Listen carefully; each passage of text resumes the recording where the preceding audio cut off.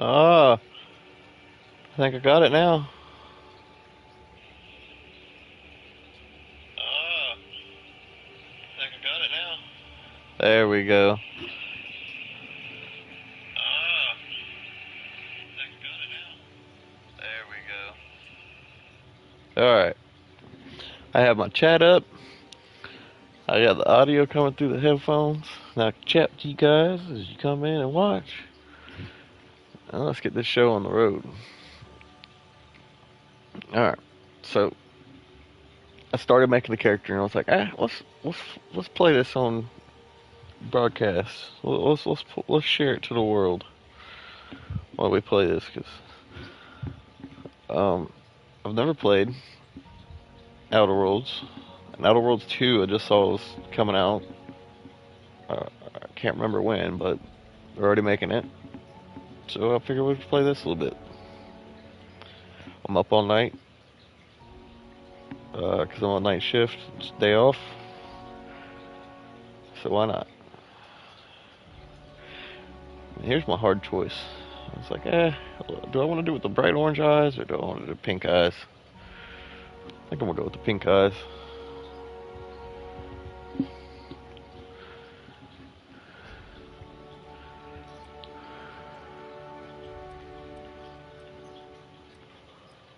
So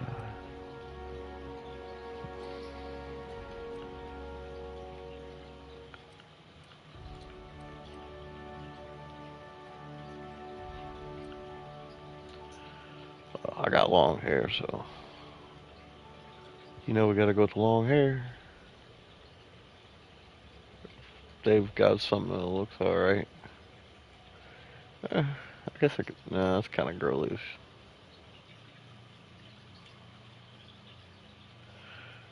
Well,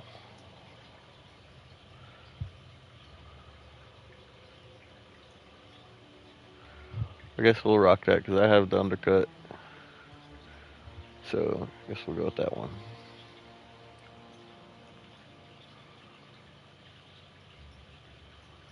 Or Cola.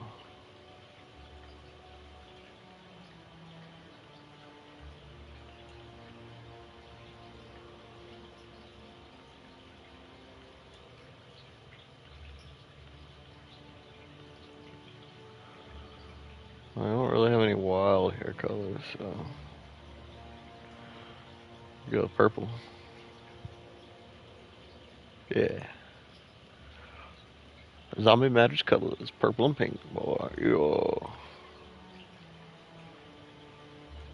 Zombie Matter. Oh, just leave that on. Facial hair. Gotta give him the goatee. Yeah, if only I could grow that much. Alright. Guess we're gonna get that.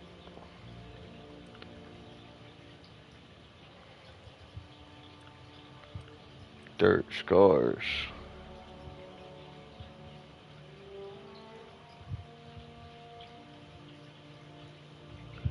Yeah, let's give him the eyeball scar.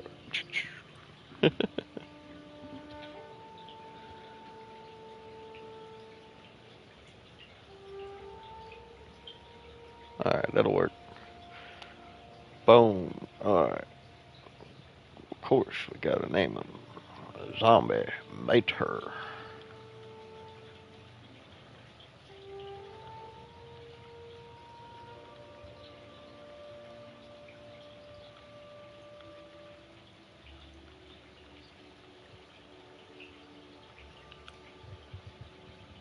Yeah.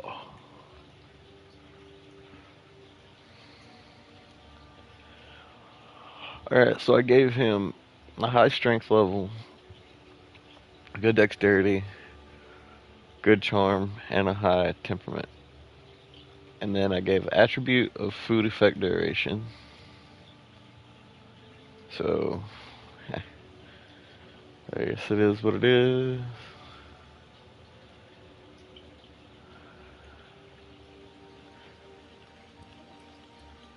Oh yeah, and then I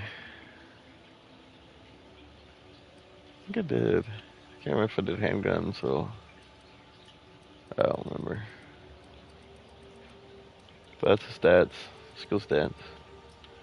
Alright, let's get into it. Oh, and I do have chat open up on my phone, so lucky day, my friend. if we need to chat, I can text and chat too.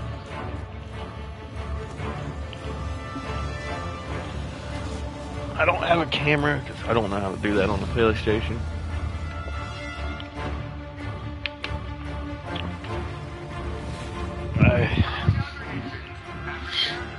I haven't been playing on the PC because the fiance has to have the computer room for work.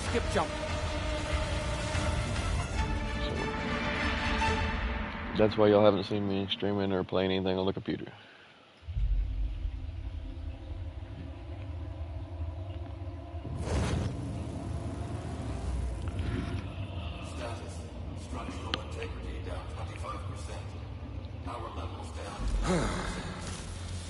Shit.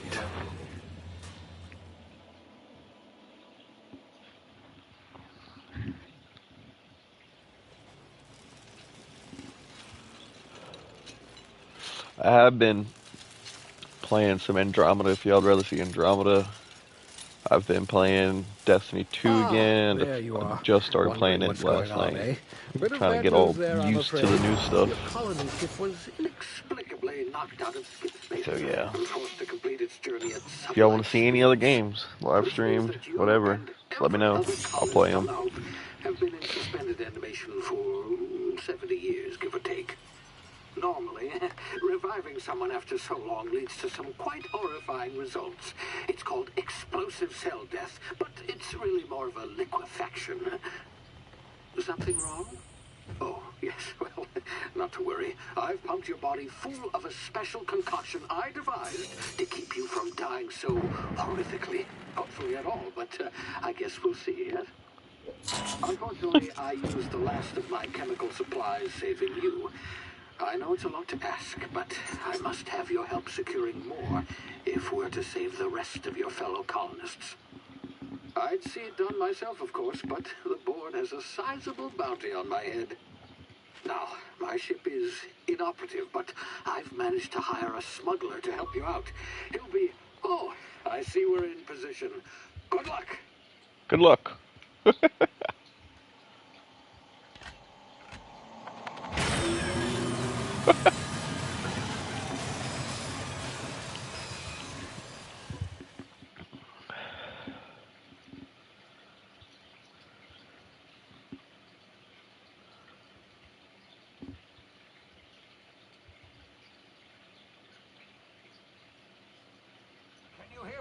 Is this thing working? Ah, there you are. Now, where were we? Oh, yes, the smuggler. His name is Hawthorne, and he should be waiting for you at the landing site. He's to be your chauffeur, so to speak. Not to worry. I'm told he's a specialist. Dashing gunslinger, one-of-a-kind ship, that sort of thing. You'll like him, I'm sure. I've also outfitted you with a simple wireless monitor, so I can track your progress. I'll check in with you as soon as you land. Good luck. All the colonists are counting on you. I sense some ulterior motive.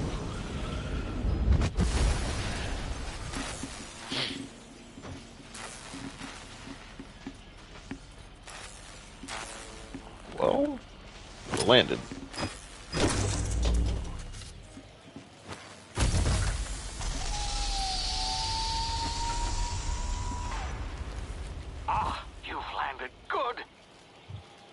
Should be close by.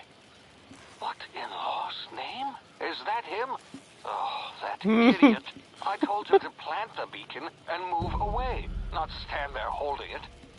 Oh well, no sense in letting his ship go to waste. Hawthorne won't mind you taking his ship. Better you than the board, huh? Not sure I trust. Gives me a little bit of feels of bounty on my head. Borderlands, kind of. The whole squashing thing. With a little bit of Fallout, maybe? I'm not sure. Yeah. Basic controls. Critters. Oh, this way.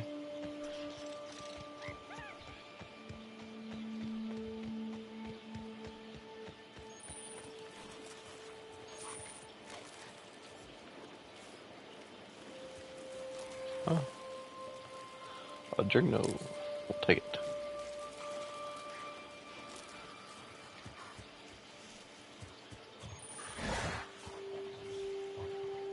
Oh.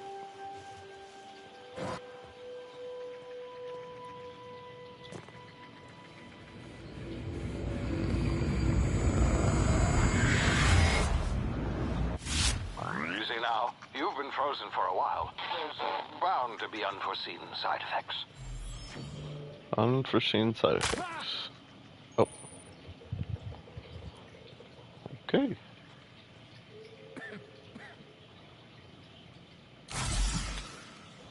Ah. Hey, you, come here. You've Yeah. tried the best now. Now try the rest. Spacer's choice. Oh, law, that stings.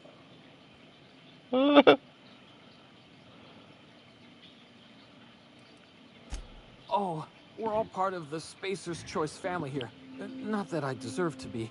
Can't even deliver a company slogan. We were out on patrol. I saw a marauder camp up in the hills. Thought I could take them. Then my gun misfired. Right through my side. I mean, what are the odds of that, right? Just barely scraped by with my life. Crawled in here and blocked off the exit with those canisters.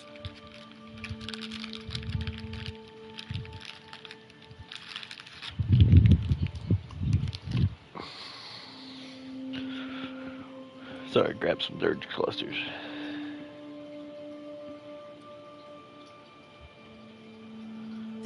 Investigating an illegally grounded ship. All spacecraft must arrive and depart from authorized landing pads. That's Holy board law, that crap, is. they filled this one to the Some hull brim. had grounded their spacecraft out in the open. That's a real good way to attract marauders. See those canisters by the entrance? Marauders come sniffing around in here, and I can take them all out with a single shot. Not bad, huh?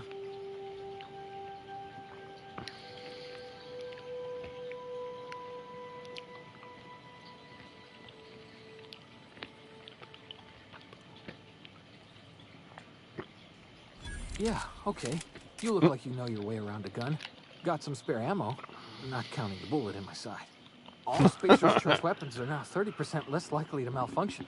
You've tried the best, now try the rest. Spacer's Choice. Yes, nailed it that time.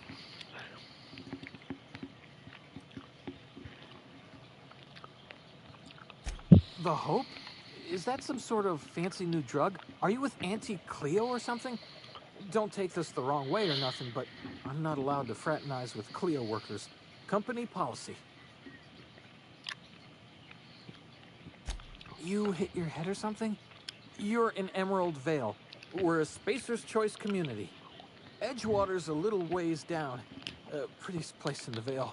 Be sure to stop by a provisioner's for a can of our famous Saltuna. Okay. See you later. I should put a bullet. No, I'm just kidding. Damn it, my ears! Oh, what just happened? Can you hear me? What in the hell? This...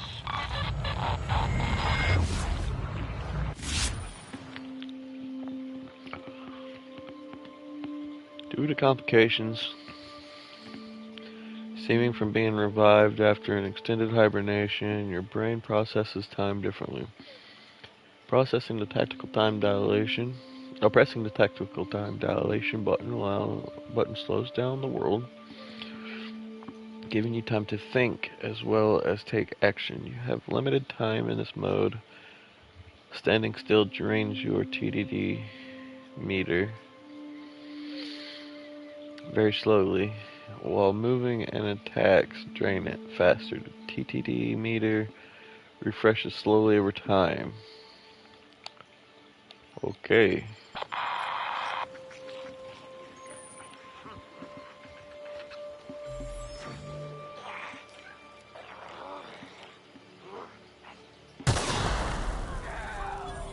Got it. Yeah, it definitely reminds me a little bit of Borderlands.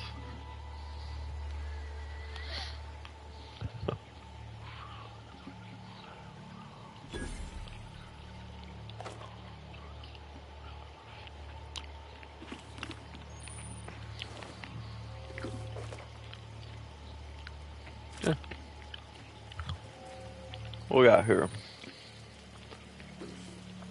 mag pick, apple, banana, another mag pick, and another mag pick. Well, we got some booze. Mac and cheese. Fish sticks. We got bread. Make a whole sandwich.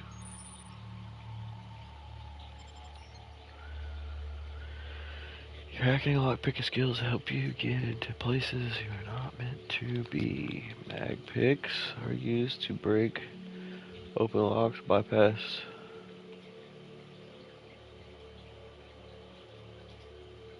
I can't read that word. I can't see it. Shunts.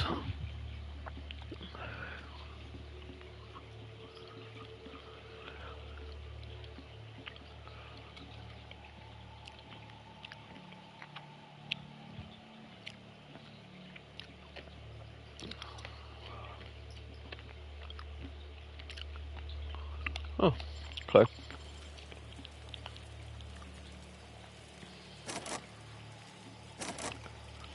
Oh, that takes 5 mag picks.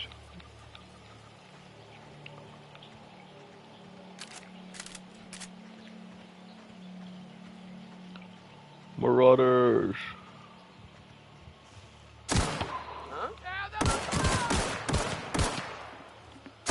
Oh wow.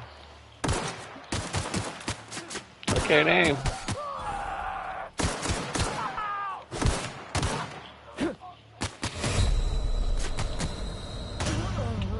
Okay. My guts are pretty.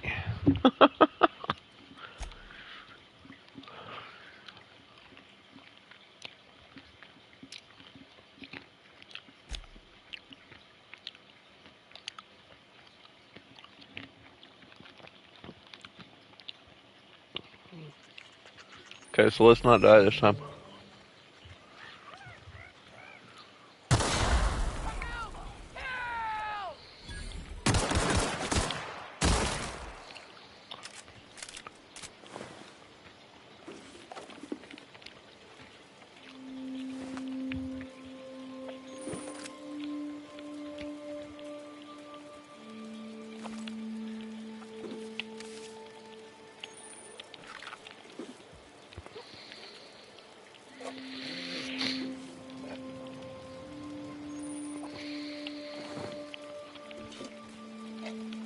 My dog's on the other couch snoring.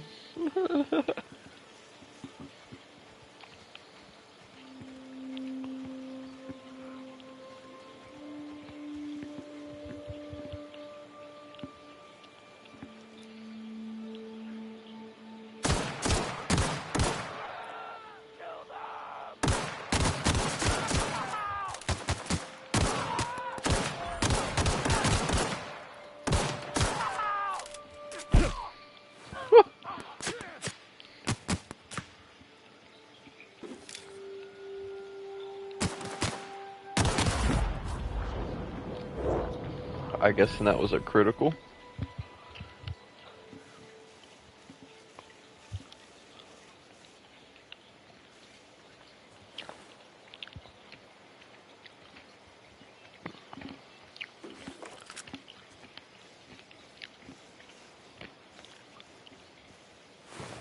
There he is.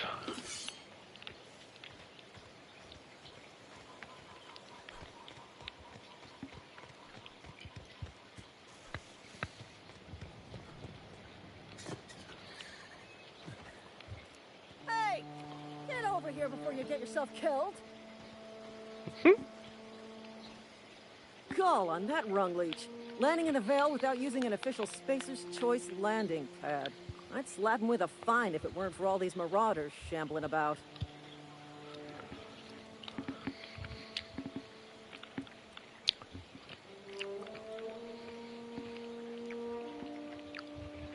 You pulling my limb? I mean, yeah, of course. Marauders. Bunch of addle-brained derelicts. I could round them up all by myself. I just, you know, need a couple of winks to catch my breath. Stretch my legs, son. Uh-huh.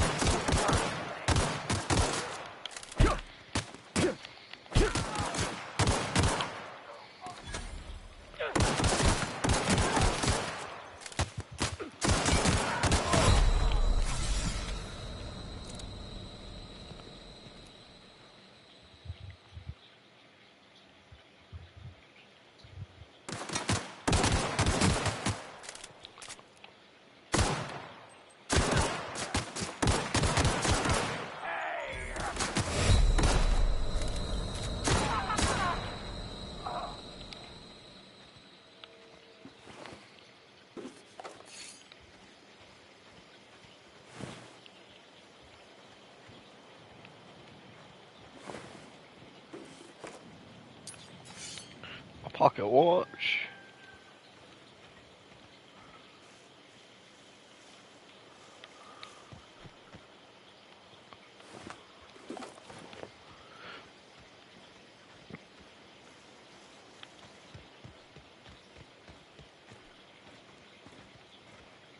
This is gonna take a lot of paperwork.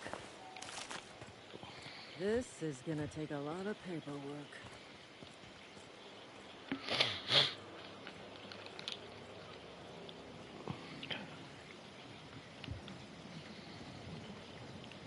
This is gonna take a lot of paperwork. This is gonna take a lot of paperwork. Okay, guess there's nothing else to say to this lady. Please be informed that this vessel contains no valuable plunder. Unauthorized access of spacefaring vessels is a crime. Please submit yourself to the authorities. Hello. Please be informed that I am authorized to use violent retribution against unwanted solicitors. Please return any misappropriated equipment and exit this vessel in an orderly fashion. Failure to do so will result in your immediate destruction.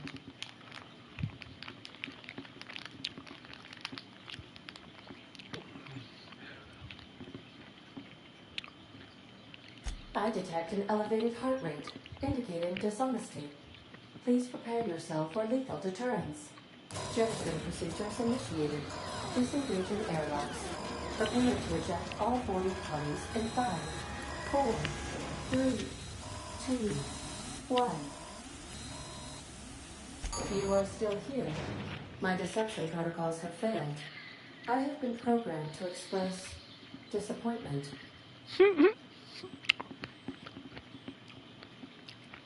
This vessel is the registered property of Captain Alex Hawthorne.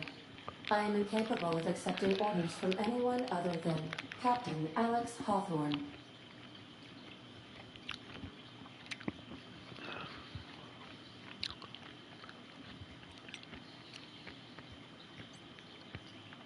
I understand. I will require some time to process this information. Thank you for your patience and for your honesty. I am programmed to take orders exclusively from Captain Hawthorne. If I accept your orders, then you must be Captain Hawthorne. Do you understand?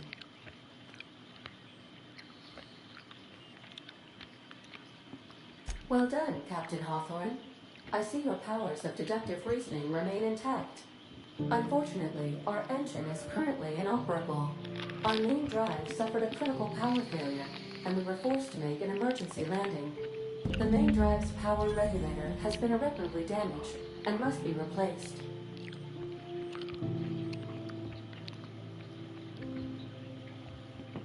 The settlement of Edgewater is located nearby.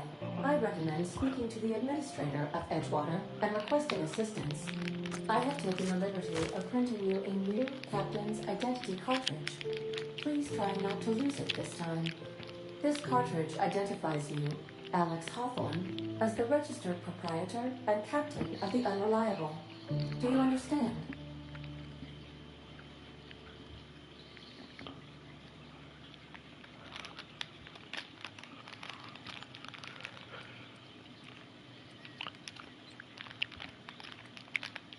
Best of luck in your search for a power regulator.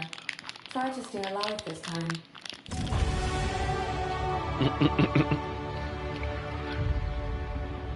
Okay.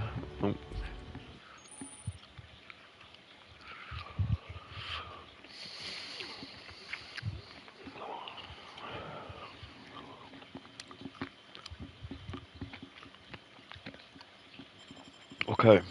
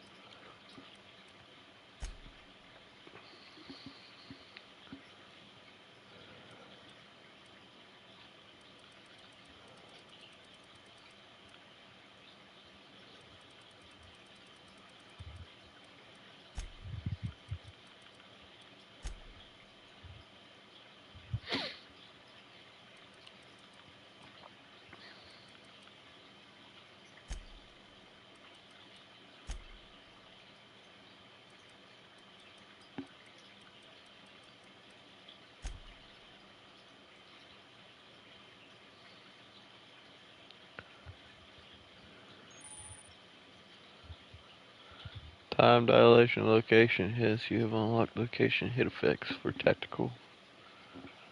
Time dilation hitting enemies in different locations during TTD. Mains or cripples those body parts. Try different locations to see the different effects. Hits to the chest produce different effects when using different weapons. Okay. Armed ballistic power regulations, melee power attacks. By holding the attack button, you charge up on overhead power attacks and inflict significant extra damage. Okay.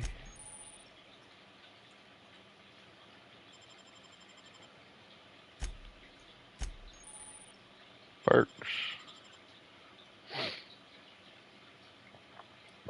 Base health. TTT.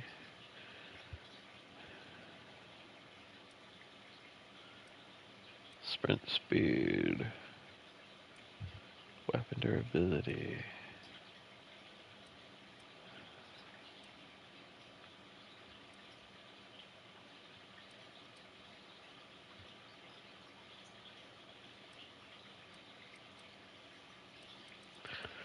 Guess we'll wait. Oh well. XP. Oh, from companion kills.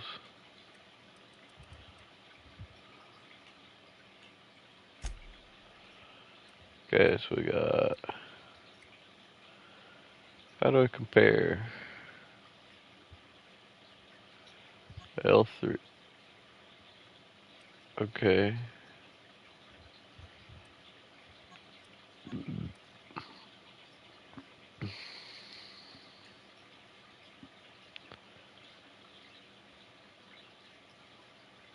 So it's exactly the same. Well, cell value's different.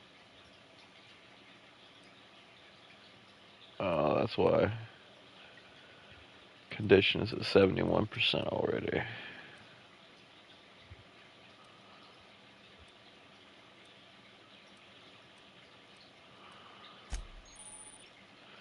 Armor management.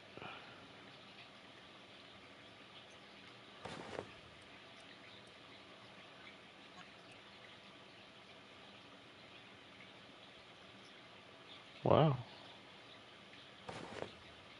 Alright. Well, we've already got better armor.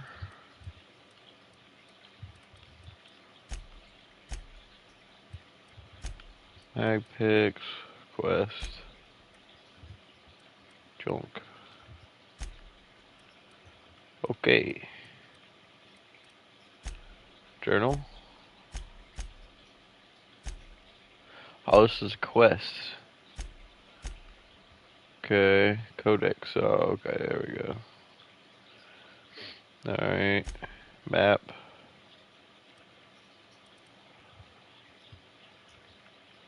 Okay.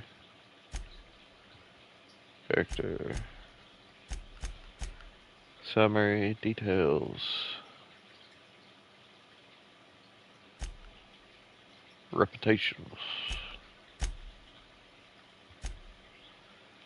Okay.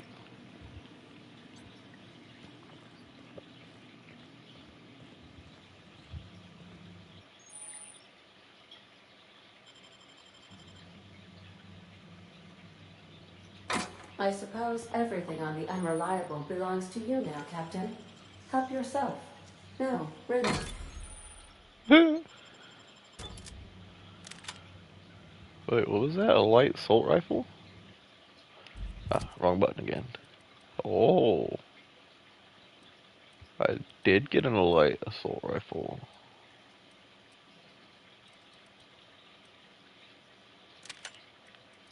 We now have assault rifle. But no ammo.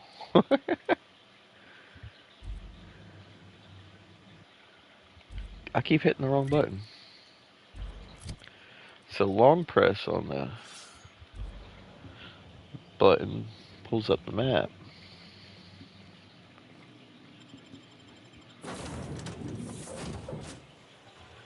Now Say, watch. this wouldn't happen to be your ship, would it? Because you sure walked in it like it was your ship. And if this ship is yours, well, mister, you owe Spacer's Choice a hefty fine. Afraid we gotta dock your pay.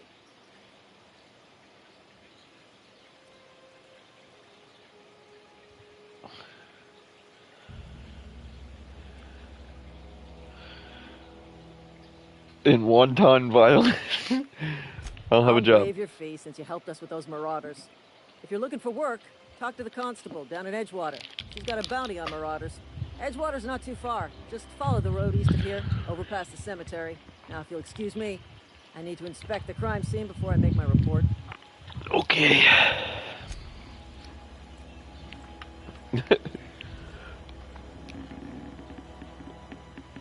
Alright.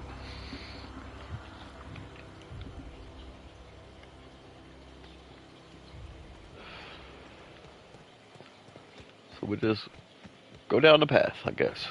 Over there. To there. Is that a drone?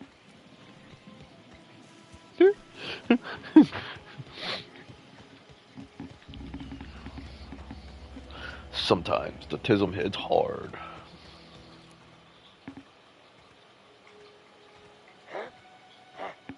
Hear that?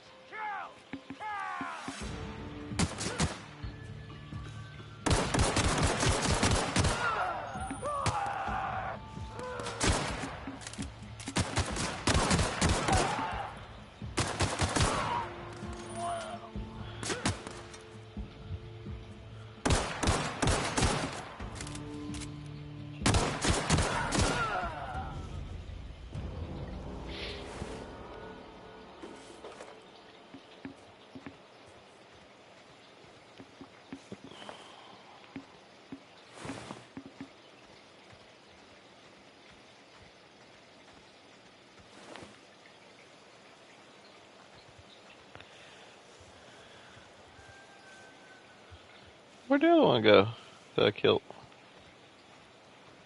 Oh, there he is. Man, no. Do I really need to keep collecting up the, like, the guns? Like, should I be... I don't know if I should collect them and sell them or what. How much? Item repair. Where's my weight? Oh, 21 out of 120.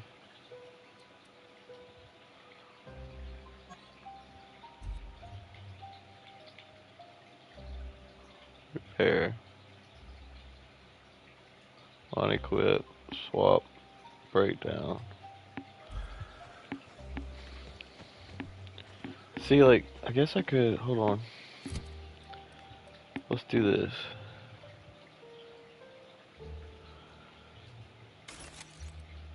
Weapon parts returned. Okay. Still can't repair the pistol though. Okay, so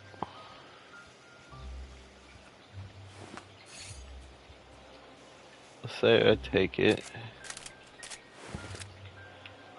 Right. Buttons. So, oh.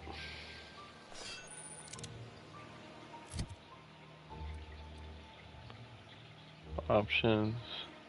Oh wait. Hold to break down. Okay. Can I repair it yet? No. Okay, so that makes some sense.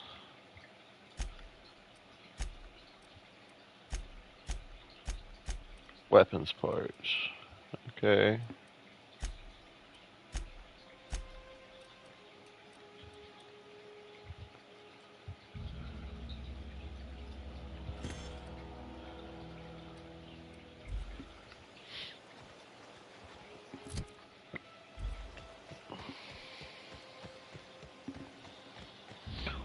Okay.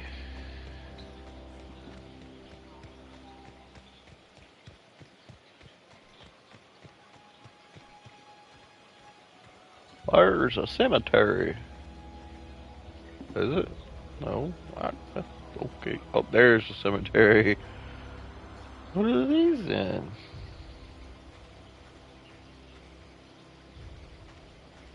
Whoa, hey, where'd you come from? Running around in a marauder's attire.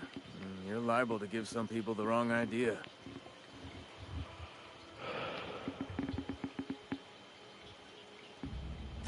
It's in poor taste. Dressing up like a marauder's disrespectful to all the workers that got eaten by them. Ain't safe out here. You'd best head into town. Avail yourself of Edgewater's high walls. And low prices. I'm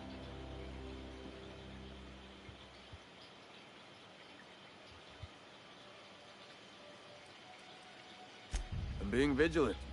Don't want to get blindsided by some corpse-chewing marauder come stalking out the shadows.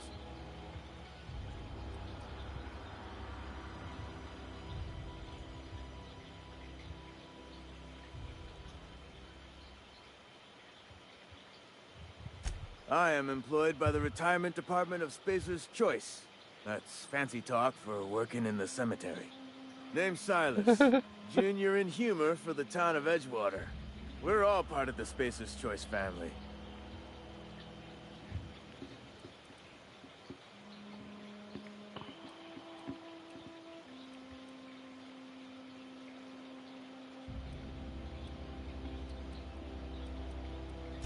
Hey, I earned that fancy title. Started off a lowly junior gravesite builder, then junior interment engineer.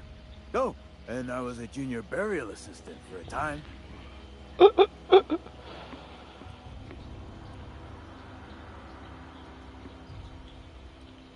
Yeah?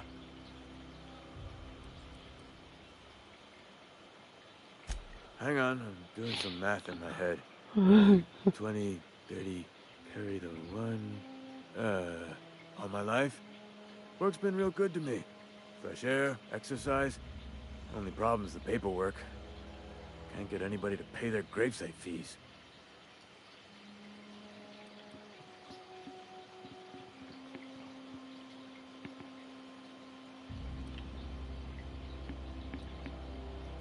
You could look at it that way, I suppose.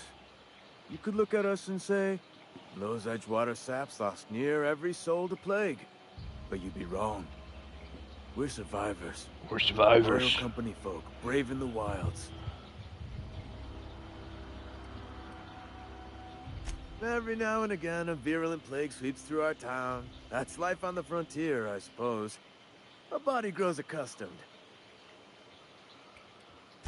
Hang on, I'm doing some math in my... Work's been real... Former people, yeah.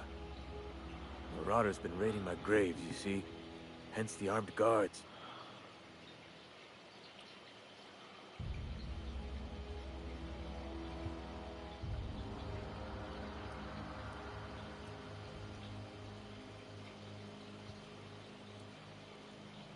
Well, if you're gonna go headhunting, talk to Constable Reyes back in town. She pays for marauders by the finger.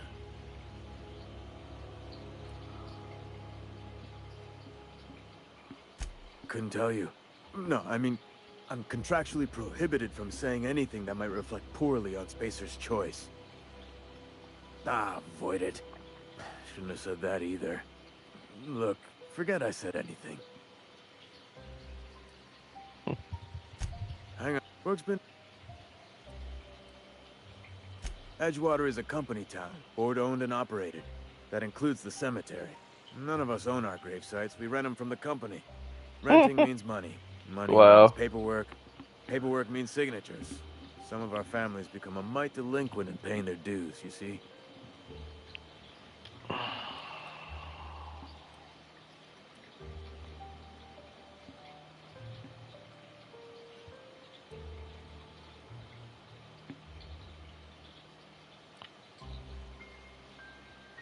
Four workers still haven't paid up. Phyllis, Conrad, Ludwig, and Martin Abernathy. He's a special case. You may want to twist his arm a little. He just is. Look, I don't want to get into it. Just make sure he pays up. Conrad's got a barbershop in town. Phyllis works at the cannery most hours. Abernathy... I ain't seen him in a few days. His domicile is near the cannery. You'll find him in town. All except Ludwig, that is. He's over by the landing pad. Yeah? Yeah. The colony ship? Are you talking about that old rumor? Some great big starship packed full of colonists what got lost in the aether never to be found again? Ain't heard that one since I was but a stripling. Can't say it was terribly convincing far as rumors go. There a reason you asking?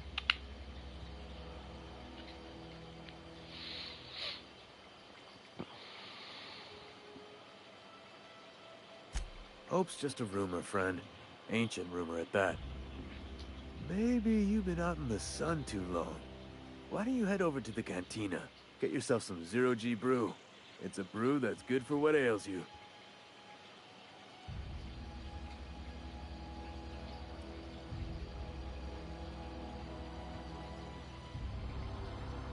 Look, I don't know what's got you caterwauling about Hope this and Colony that, but you need to stop, or there's gonna be trouble. Trouble's in the asking. Board don't much care for folk running their mouths, spreading hoaxes and the like. Frankly, neither do I. Something I can do for you?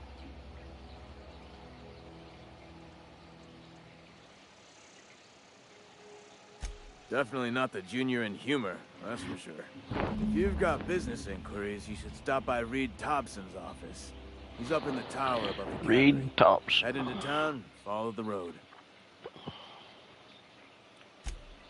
Peace.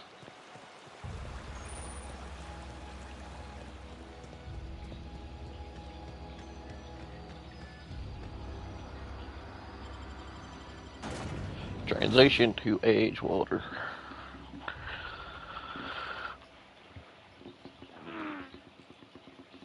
Yeah.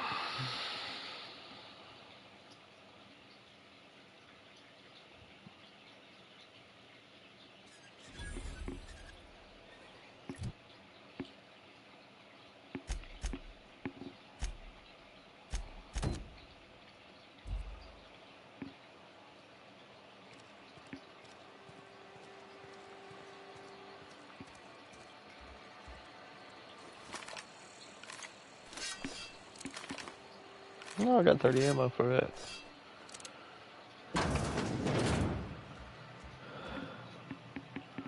Please don't touch anything.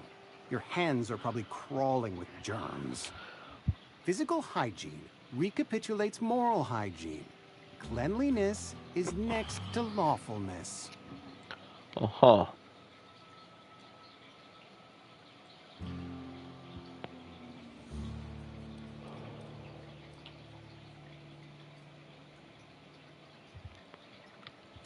We don't believe in free anything here in Edgewater. We're a Spacer's Choice company. I'm Conrad. You will report to me if your hair fails to meet Spacer's Choice aesthetic standards. You will also report to me in the event of your death, whereupon I will clean and prepare your remains for interment.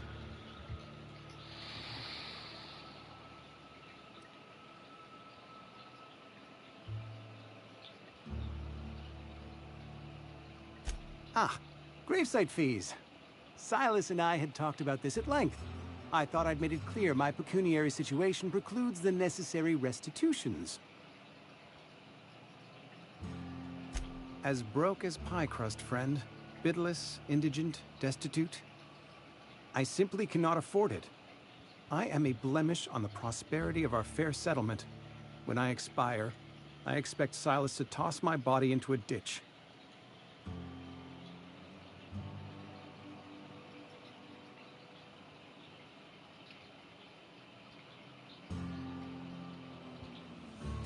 With what? My own blood?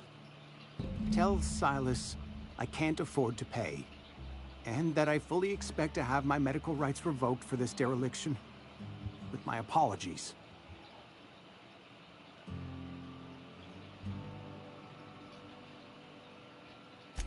Some time ago, I fell ill with the plague. By the grace of the law, and through my own hard work, I'd proven worthy of treatment. Frankly, I don't imagine I'll earn that right a second time. The barber work hasn't been profitable, you see. I've had to keep this old place running with my own savings. Not a bad idea. But I'd need some kind of collateral. My pair of lucky clippers. No, that won't do. Your idea intrigues me, but I'm afraid I don't have anything to give Silas. I'm open to suggestions.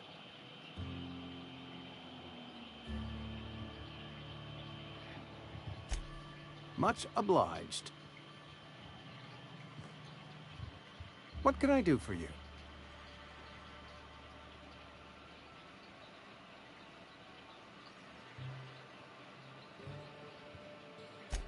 A ship? Dear me. You seem to have lost the ability to distinguish between reality and fantasy. This is what happens when you let your imagination run wild. I don't approve of fantasizing. It's a dreadful habit, corrosive to the mental faculties. You ought to let the vicar take a look inside your head. Vicar Maximilian, our man from the OSI, here to spread the message of scientism like a soothing balm upon a feverish head. Or so you'd expect. You'll find him in our local church, probably neglecting his duties.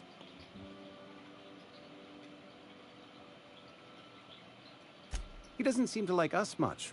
The vicar has not been with us long, and in his relatively short tenure in Edgewater, gives off the distinct whiff of superiority. Go ahead.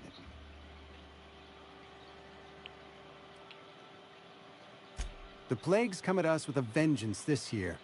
Lost 6 workers in as many months. I wouldn't call them good workers, mind you. If they were any good, they'd have been treated.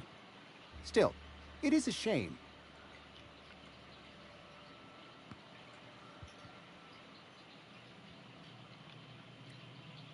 Company policy, friend. We don't have enough medicine to treat all of us, so we treat the best among us.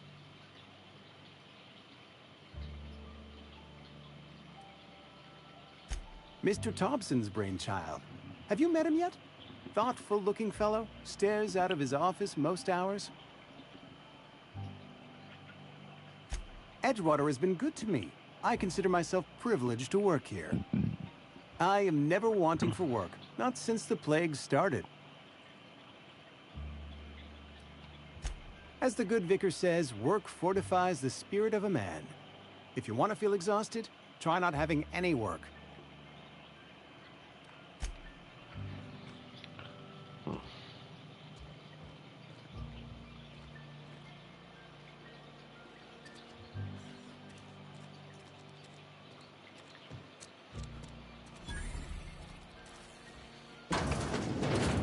Yes, Mr. Thompson.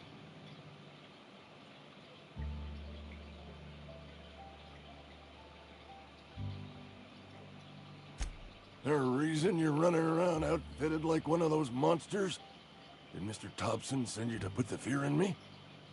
Well, you tell Mr. Thompson I'll be right at my post. Tomorrow. Bright and early tomorrow. Because I'm definitely not plagued. As spry as a spring chicken. That's old Abernathy.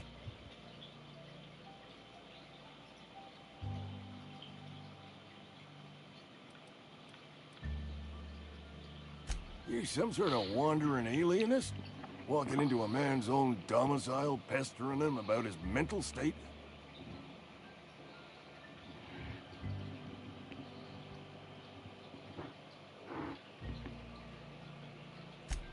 What? No. I mean, I might be. That depends on who's asking.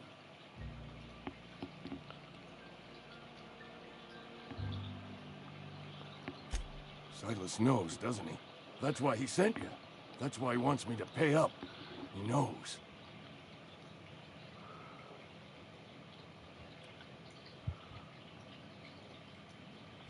Sounds like he's already told you. You may as well hear it from me. I'm dying. I'm not long for this world. The date of my expiration is fast approaching. And soon I shall be ushered through the great cannery in the skies. It's plague. Has to be. Silas knows. He knows I got one foot in my grave, and now he wants to charge me for the other one.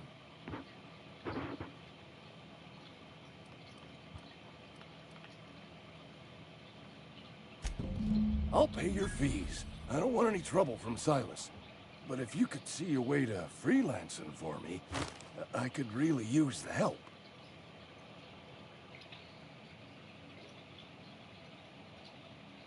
There's a cache of anthracillin tucked away in the old community center. Powerful stuff. Stronger than what we got, anyway.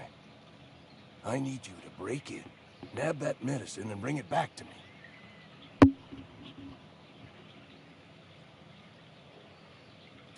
You oblige me with your haste. I think I feel the plague spreading. Oh, Law, it's in my spleen now. I can feel it. It's in my spleen now. I can feel it. Just keep your head down when you're in there. Marauders have taken over. Probably tracking mud all over the archives. I know that, but I got nobody else to turn to. Reed would have wrote me up. Constable would have locked me up and wrote me up.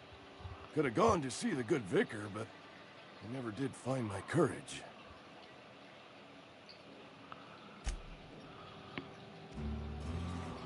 You're making a mistake working for Abernathy. Abernathy is a well-known hypochondriac. Anthracillin is wasted on him. You're better off selling it to me instead.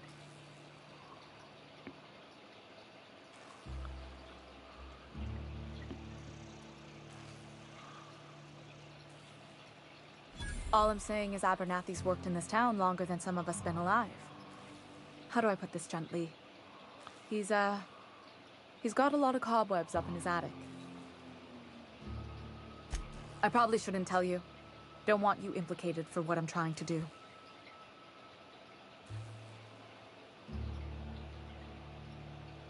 All right, here's a summary. A lot of sick people in this town, and we don't have the medicine to treat them all. Can't reach out to corporate without crossing a river of red tape, so I'm reaching out to you.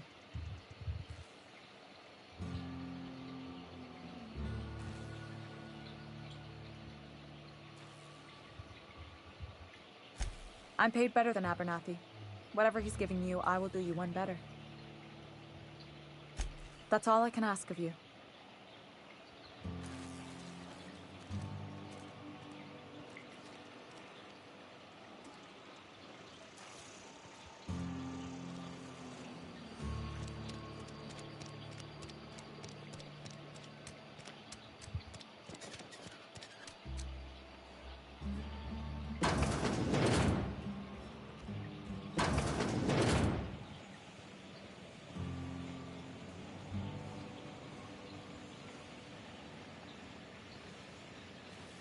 You the new worker? Whatever. Make it quick, Tenderfoot. I'm busy.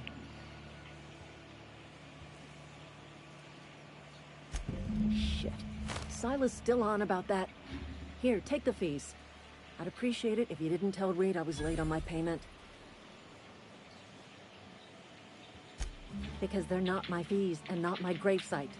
Guy I worked with shot himself. I paid the bill.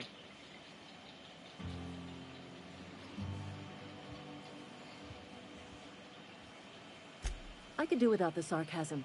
Wasn't acting out of the goodness of my heart. Law requires delinquent gravesite fees to be paid by the deceased party's closest living relative, which meant me. Shame, though. Eugene was a good worker. Woke up one morning and put a round through his upper story. Can't imagine why. The kid was doing all right at his desk. We all thought he was an upstanding receptionist. Just between the two of us, I'm pretty shocked his weapon didn't misfire. Spacer's Choice handguns aren't the most reliable.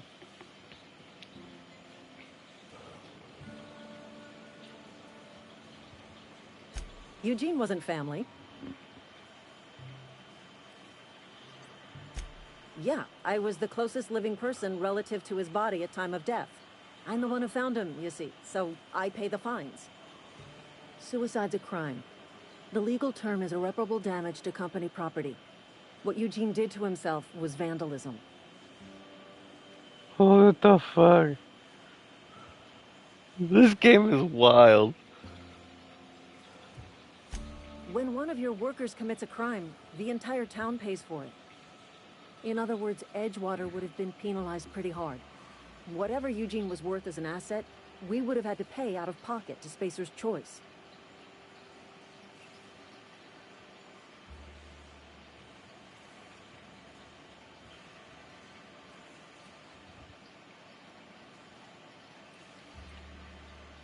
Look around. Edgewater ain't exactly swimming in luxury. We can't afford to pay the body price of a suicide. All I know is Silas asked me for Eugene's gravesite fees, which means he was approved for burial, which means his papers went through, which means the town's in the clear. I'm just glad to put this whole ugly affair behind me. Eugene can rest his bones in peace, and the rest of us can get on with our own lives.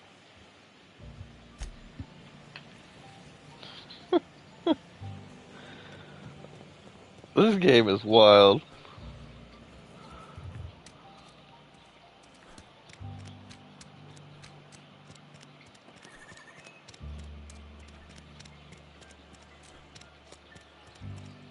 Wish we had some better rations.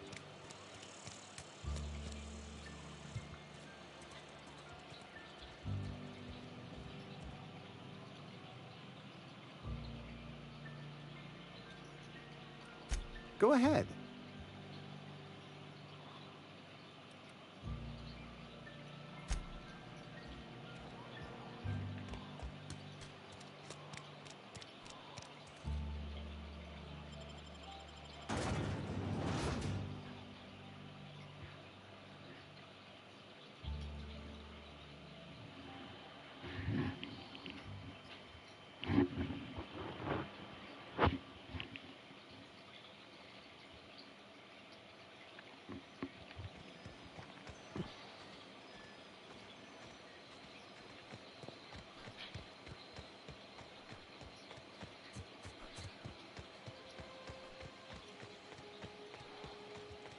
Yeah, I about forgot about this, guys.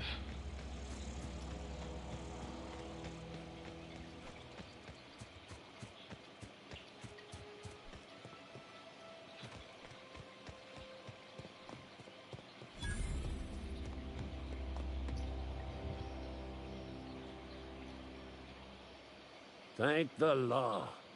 I've been requisitioning backup for months. Guess the boss finally came to his senses. You ever swung a truncheon? Let me see your rifling stance. I want to make sure you're up to snuff.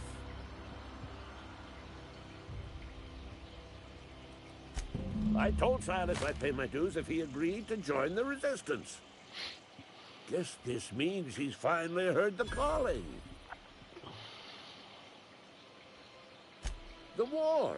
The coming apocalypse. Man versus machine. Man versus machine. About mechanical soldiers. Cold, heartless automatons made of iron and lies.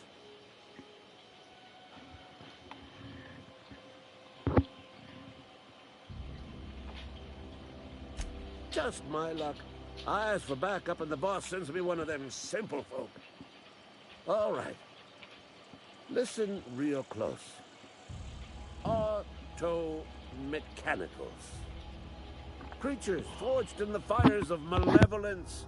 I seen them over by the old power plant, clattering about, firing at the birds, orchestrating their uprising. When the swarms of mechanicals come clanging on over that hill, where will you be? Cowering beneath your cot? Or standing, shoulder to shoulder with the resistance?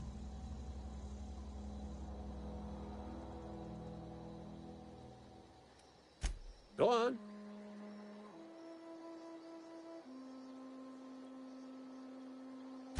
I'm Ludwig Miller, Associate Security Officer for Transportation. Officially, unofficially, strictly between you and me, I am the only thing standing between Edgewater and total annihilation. I've been gathering up a war chest over the years. Saw tuna cans, mostly, some Spacer's Chaw, few bit cards. I'll reward you for your aid.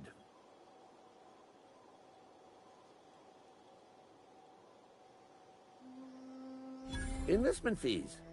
Yeah, I suppose. Wouldn't want to give the Resistance a bad name.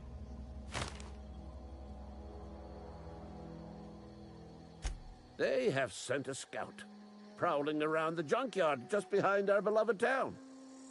This scout must not be permitted to return to its base of operations. Cross it off, then report back.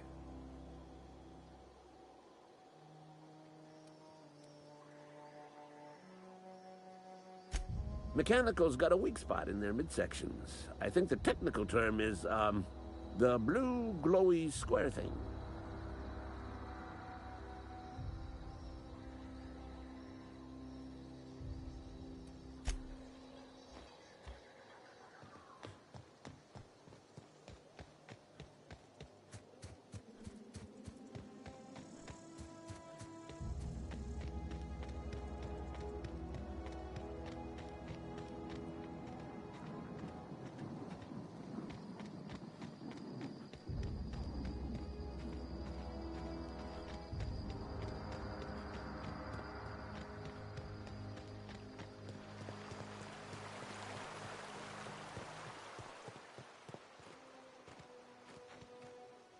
Grave digging's a fine profession. Always work to be had, and nary a word of complaint out of your clients. You run into any trouble?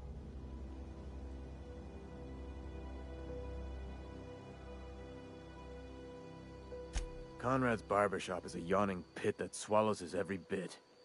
I keep telling him he should cut a few corners, skimp out on the disinfectant. You gotta put the squeeze on Conrad. Find some dirt on him. Maybe check his back room. That's the word, extortion. Been on the tip of my tongue all day.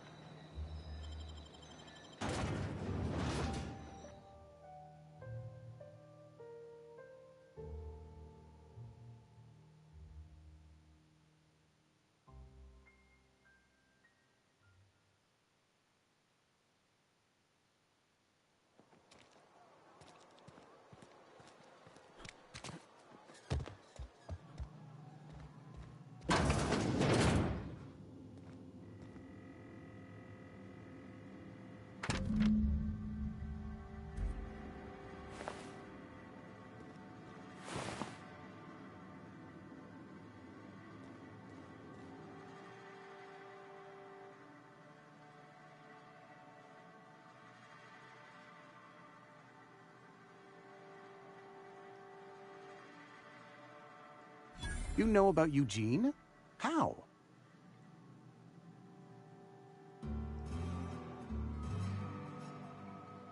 Then, you know Phyllis suggested selling off Eugene's gold teeth. I didn't approve of the idea then, and I don't approve of it now. Eugene's golden teeth were a family heirloom, representing 3 generations of poor dental hygiene. He took them to his grave.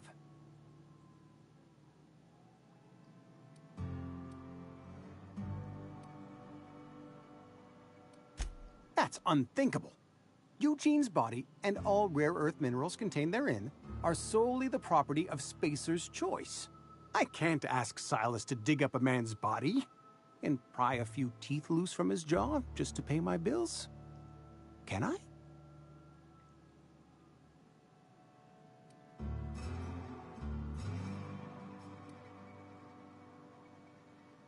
Here you are. Gravesite papers affixed with my signature and an IOU.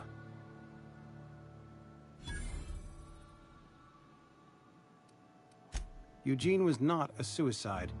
He put a bullet in his brain, yes, but that's largely a technicality. I was the one who prepared Eugene's body for interment. I discovered symptoms of the plague on his corpse, and I discovered medicine in his pocket. Lots of medicine. Eugene overdosed on adrenatime, which is known to cause psychosis and paranoia as possible side effects. The paranoia drove him to take his own life.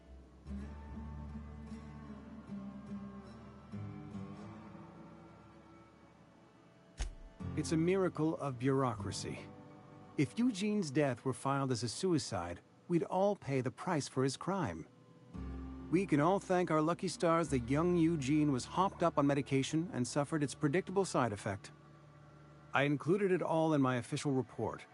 I'd like to think I saved Edgewater a great deal of money. We never could have paid the fines associated with a suicide.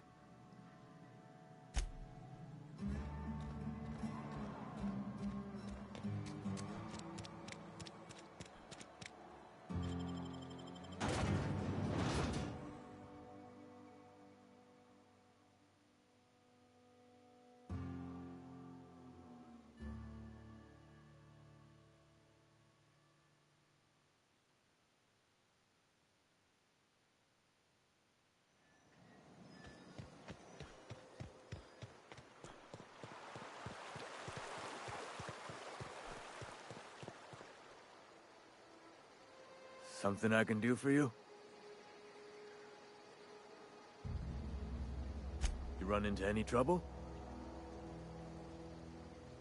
Reliable work from a freelancer. That's gonna take some getting used to.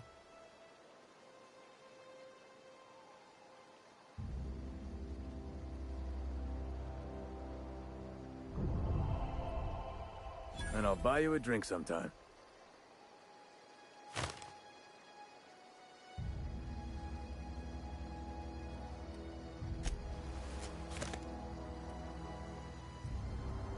Yeah?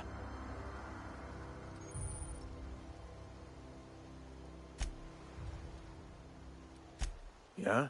What about him?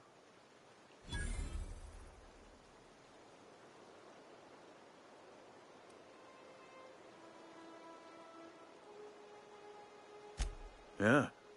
Funny thing, Eugene's body ain't where it's supposed to be. The night we was supposed to commend his body to the earth, I had his grave all dug up and ready, right? And so I thought, I'll just rest my eyes a bit. When I woke up, his body was gone. Spirited away. Vanished. The footprints nearby suggested that Eugene was stolen by marauders. Or he rose from the dead.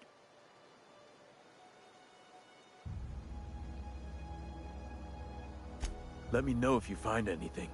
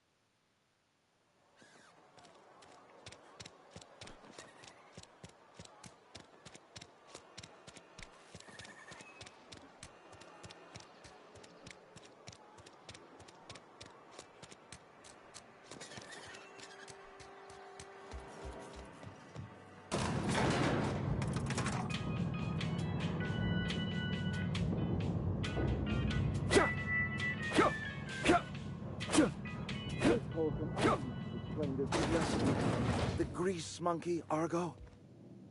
I'm sorry, Mr. Thompson, sir. You asked why it's taking so long to fix. The answer's technical. Don't apologize. Just try using small words for me. The cans bust open in the oven because she's set to cook saltuna, which isn't what we've got. Mr. Thompson? I think there's someone here to see you. Focus, Miss Holcomb. You and I are still talking. Let's start over. Walk me through the process. Show me where it's going awry. Well, sure.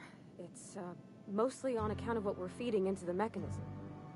It puts food in cans. We have food, we have cans. Why won't it work like we need? She's expecting saltuna of a certain size. We're filling the cans with, well, not fish.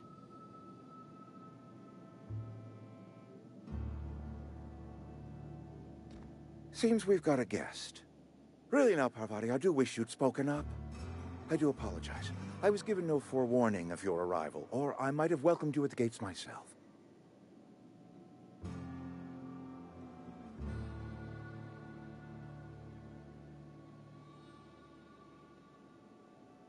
I'm Reed Thompson, Outpost Administrator.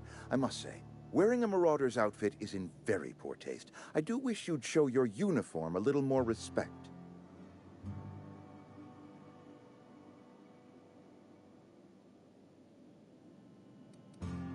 Of course not. I don't have that kind of luck. Seems I allowed my excitement to run away with my wits. Been a few seasons since we've had a visitor pass through.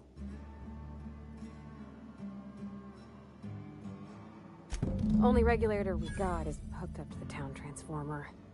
Mr. Thompson ain't liable to be keen on dismantling it. I beg your pardon. I am most emphatically not keen on any such thing. I can't let you have our power regulator. But I happen to know of another one. And I happen to know exactly how you may retrieve it without frying yourself in the process.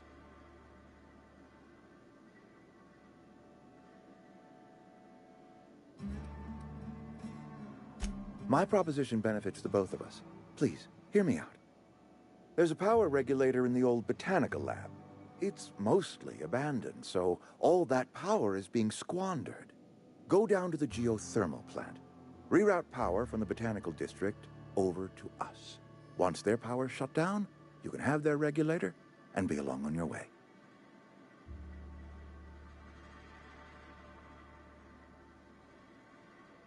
I was not entirely sure how to tell you this. The botanical labs are not legally inhabited, but there are people who live there.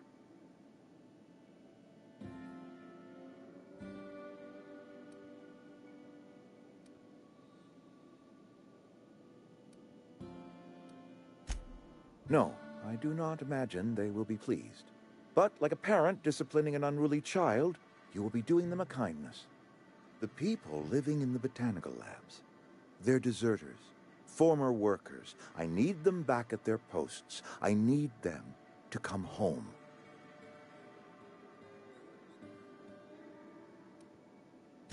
Edgewater is struggling. We haven't hit our production quota in years. If we don't meet our quotas this year, the company might shut us down for good.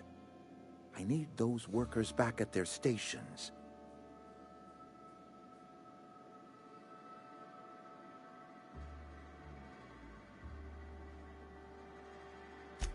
My hope is that by cutting off their power, you will convince those deserters to come back to town. Before you go to the plant, I want you to stop by the botanical lab.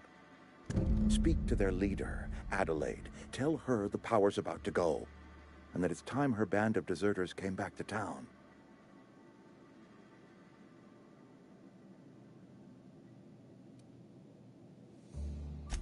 Adelaide's older than the other deserters. She's dignified, kindly. From what I understand, her camp looks to her for leadership. That is not a hypothetical I enjoy entertaining. We need Adelaide back. Nonetheless, I will settle for the return of her followers. We belong to one community, the Spacer's Choice family. If we dissolve into factions, then we will all perish separately.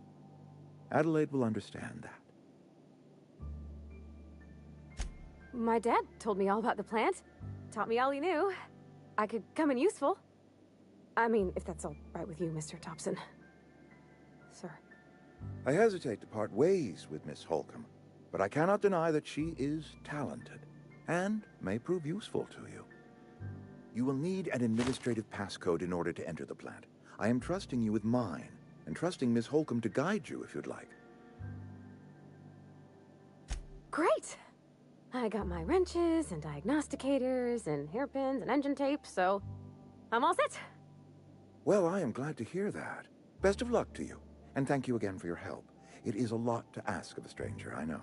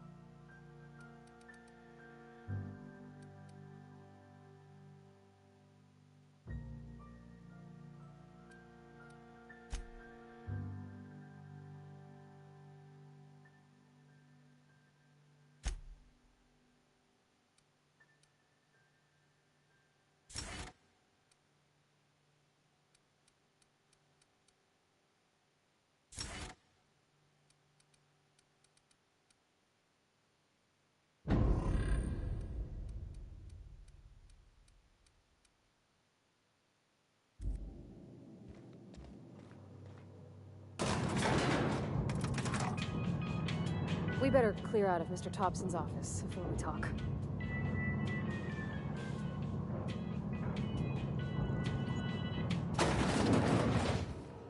Hey, mister, can we talk? Sorry. Can we talk? It's just, Mr. Thompson has his own view on matters, on account of it's his job and what all, but that's not the only side of the tale.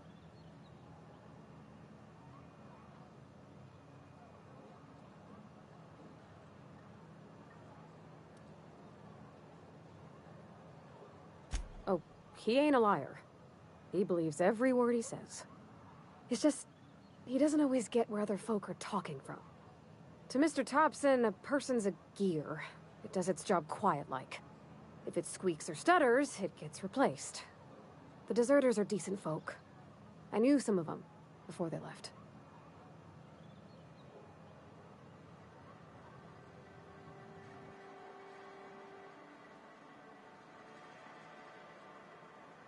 Life's hard here, especially for them that don't fit in so well.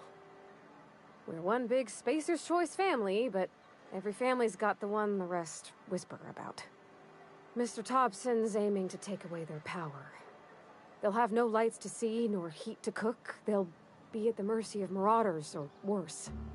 I think you should talk to the town's vicar about it. Max, his name is.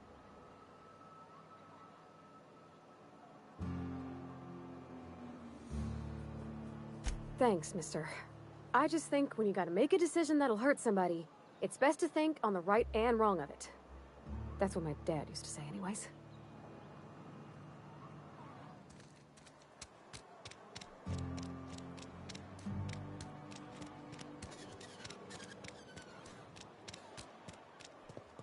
I've always felt weird in here. It's too clean. And Ms. Holcomb as well. How rare to see you out. And with a complete stranger. Curious. Just tagging along, Vicar DeSoto. Don't mind me. I so rarely get new people to talk to. Name your poison, anything at all. Spiritual counseling, this season's tossball predictions, the quickest way out of town.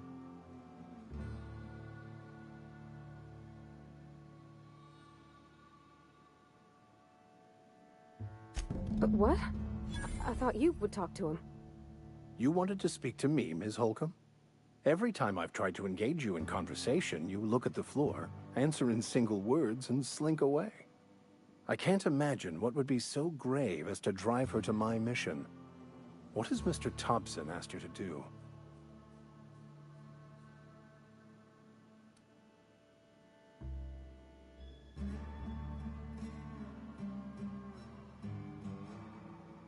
Depriving them of safety from the marauders and wildlife.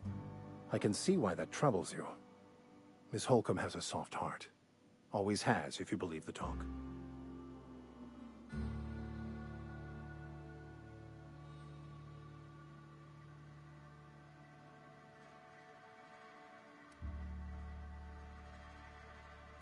They rejected the order of society and live beyond the walls so thoughtfully provided by our Spacer's Choice patrons. Does that strike you as a responsible life choice? Assuming your goal is to save as many as possible, then you should bring everyone together. Send the power to Edgewater and convince the deserters to return to the fold.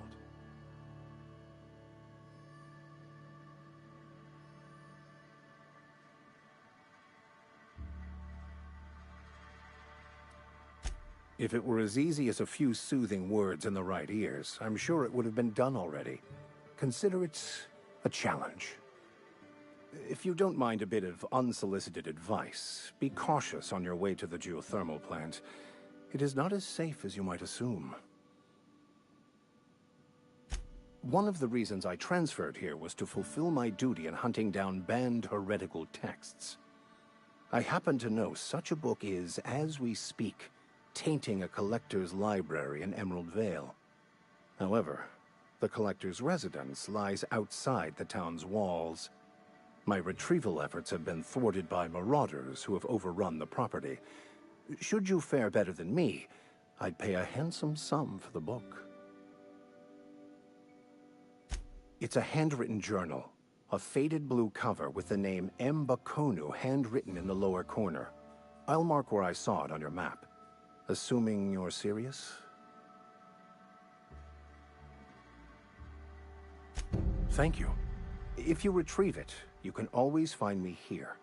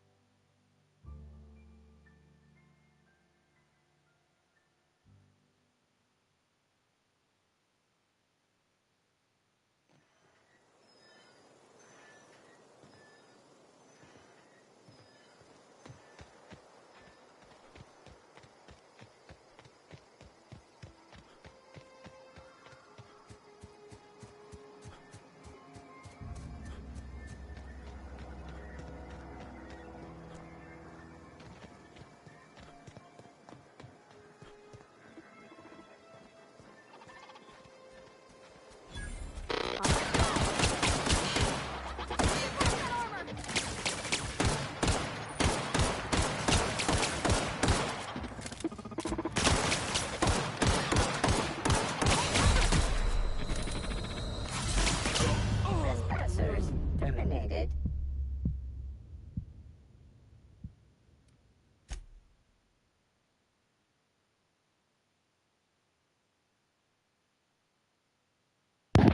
Well, that sucked.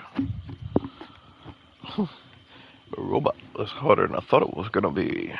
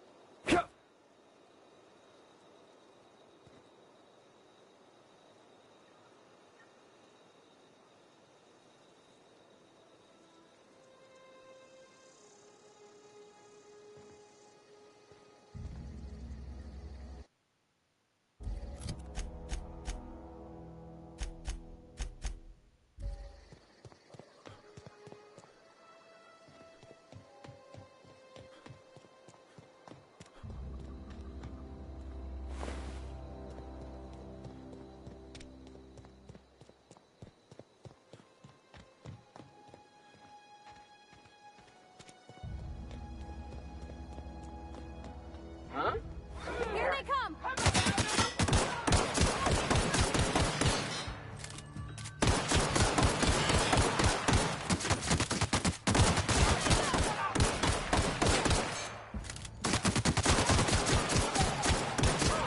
We made it!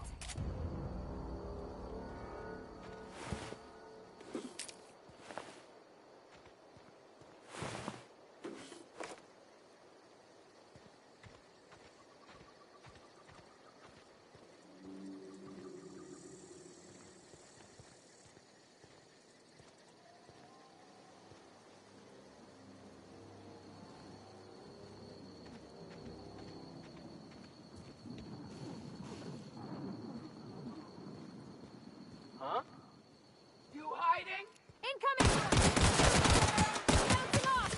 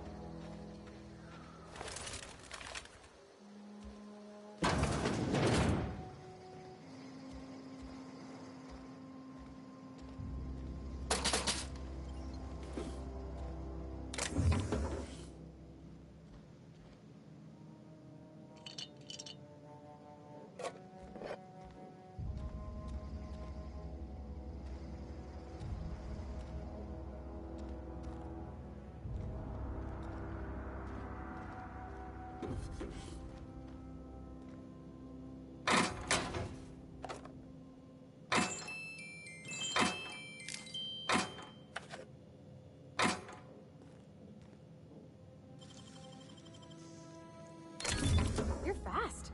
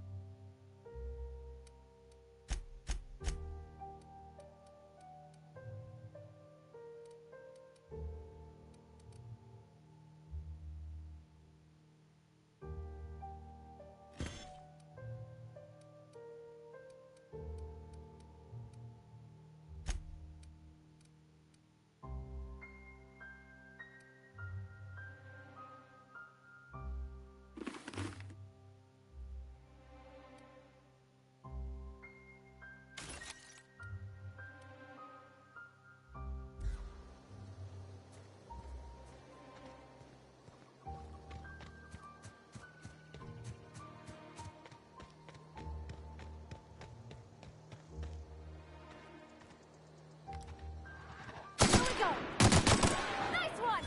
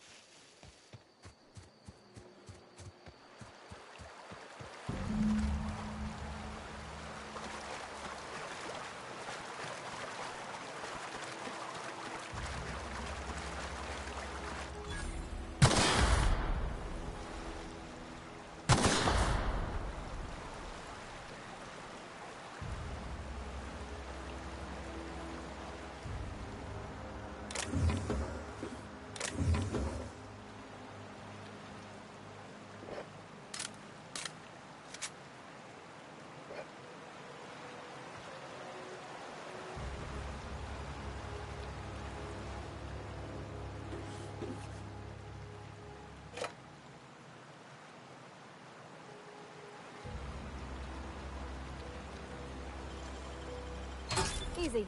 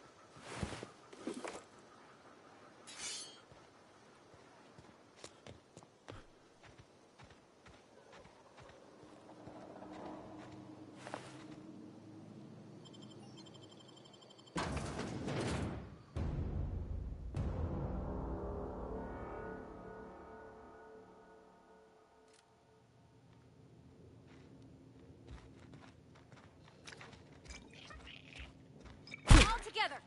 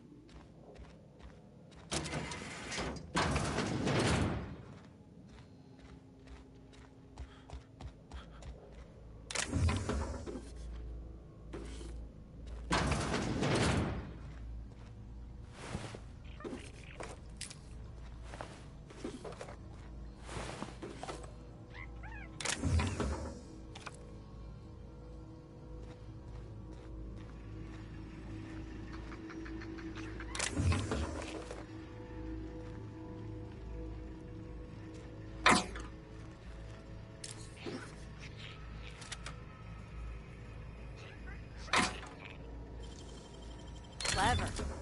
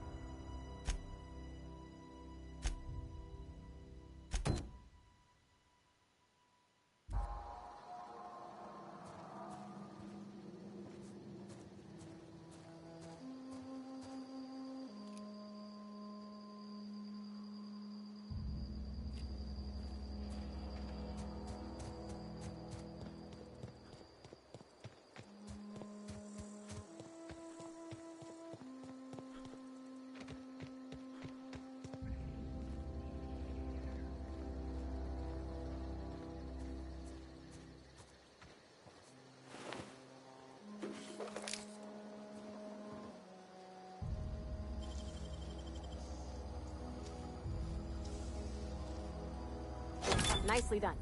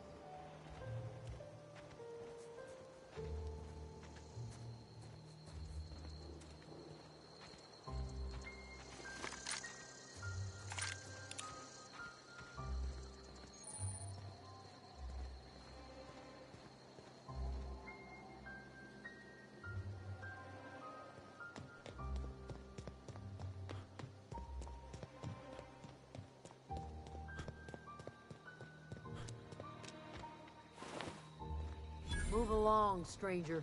We don't want any trouble. I don't know you. Whatever you're looking for, it ain't here. Move along.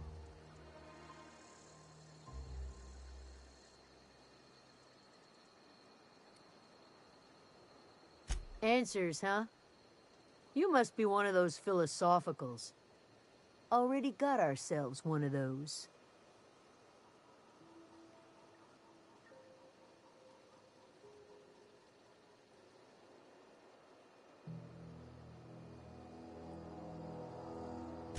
A geo what? Look, plants ain't my purview.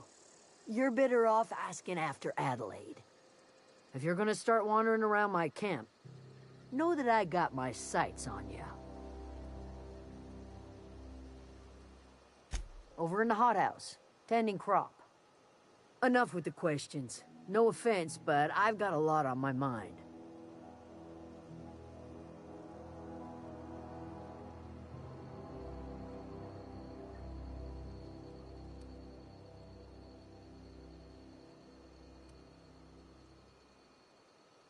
You don't know what enough with the questions means? No, I'm sorry. That was unworthy of me.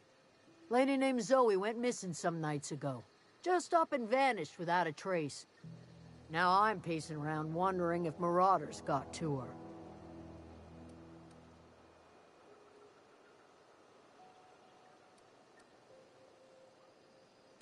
It's not like Zoe to go wandering.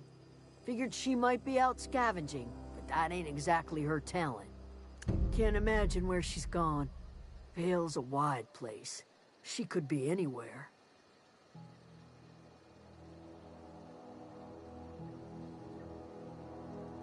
Could do without the gallows humor. I'll tell you what I can. Vex me. If she told anybody, they ain't telling me. I'd check her room, but I got yelled at for snooping once already. Little ways ago. She was always obsessing over her serial dramas. Wanted to see what the fuss was about.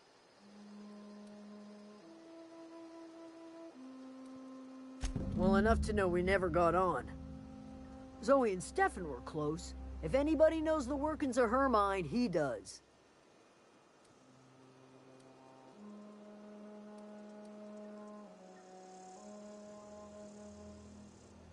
She was lazy and thoughtless, but she's still one of our own. Could be. Dangers aplenty out there. No telling why marauders would steal somebody like Zoe. Got no useful skill as far as I could tell.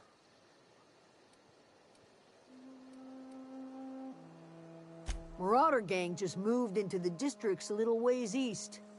Their numbers are growing. Gotta come from somewhere. What is it?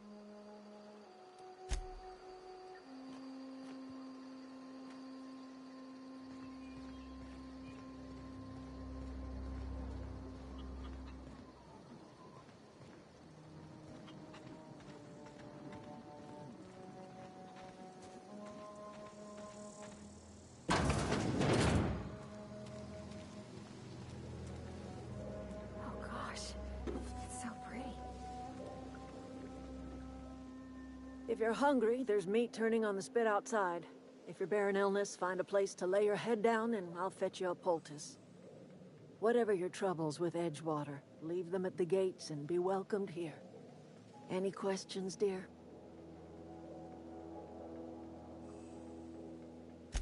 I have been called that, among other things. Green Thumb, grandmother, the strange old lady who keeps flowers. But yes, Adelaide will do just fine. Excuse me, Miss McDevitt? Sorry, it's just... You got such pretty trees in here. Why, thank you. You're Robert's girl, aren't you? I remember when you were but a sprout. Thomas speaks of you often. Are you staying long? You should try some of my tobaccorn tea. I brew it in an old spittoon, but it's been cleaned.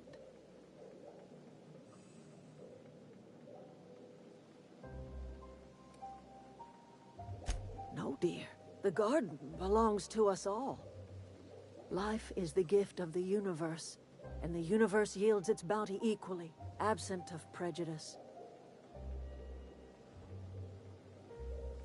The soil around the Vale went sour years ago, but I found a way to sweeten it back up. The secret recipe is a little bit of elbow grease, a dash of love, and a heaping pile of special fertilizer.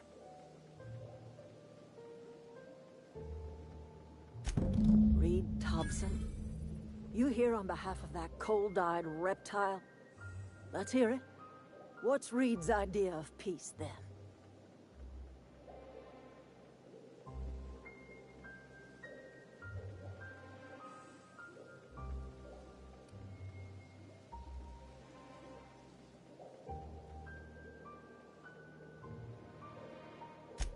Make amends. Spare me. Only thing Reed knows how to make is a mess. Like everything else that comes out of Edgewater, that peace offering is canned. I and my own are living just fine out here by ourselves.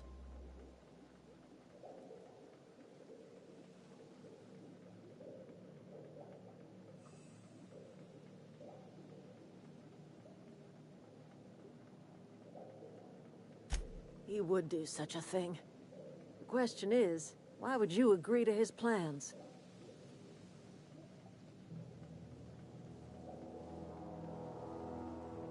Cannery's got a regulator. You want ship parts, you ought to rip them out of the cannery's guts and leave us be. If you're going down to the plant, you should divert power away from Edgewater and toward our end of the grid. Think about it.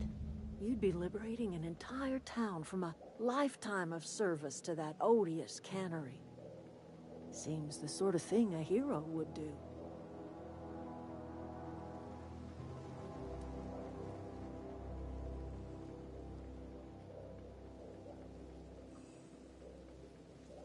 You've seen that miserable excuse for a town with your own lamps. Hollowed out workers laboring their lives away at the cannery, living off whatever scrap Spacer's Choice throws them.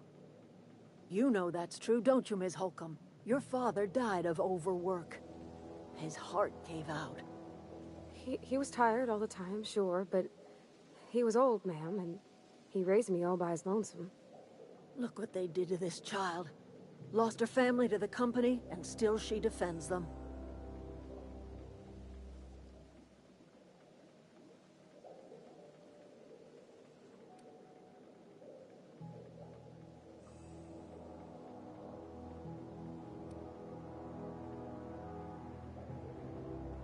It's not much of a living. Every single person in that town has sold themselves to Spacer's Choice.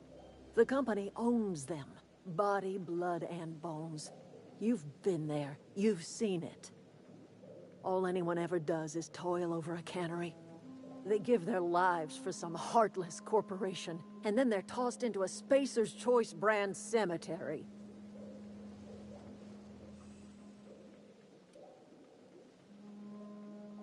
Life in Edgewater grinds to a halt. The cannery shuts down, workers desert in droves, and our own little camp grows and thrives.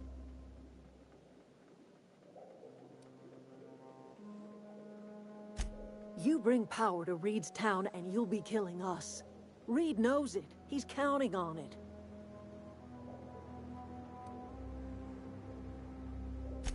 I trust you will listen to your conscience.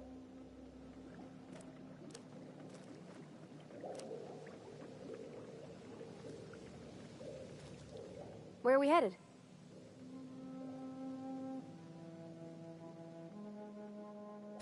That's on account of how I never met her.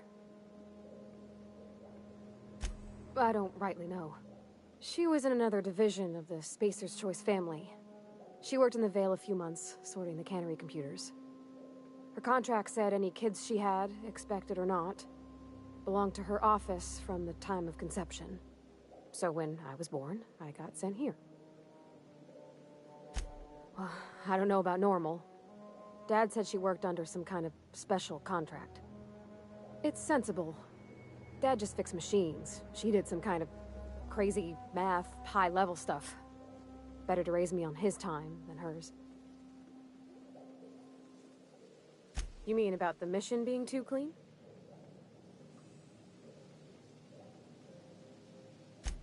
I know, but Vickers says the universe is a machine, that it runs by law. Real machines have gunked up oil, scratches, and worn bits. You can tell they've seen handling, been used by folk. The machine Vickers sees is one ain't never been run. It's not for people to live in. It's something on a museum shelf, under glass.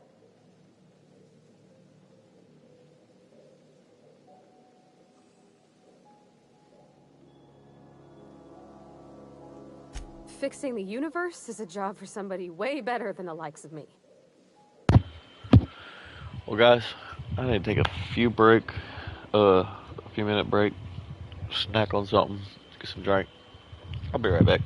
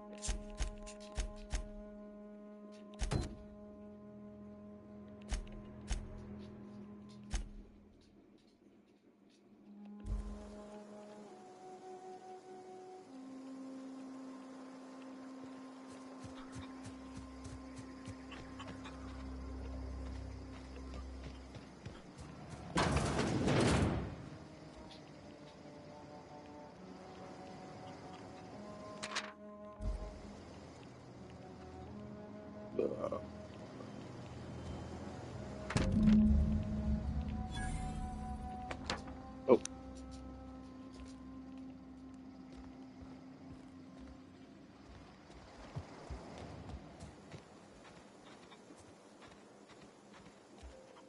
You hungry?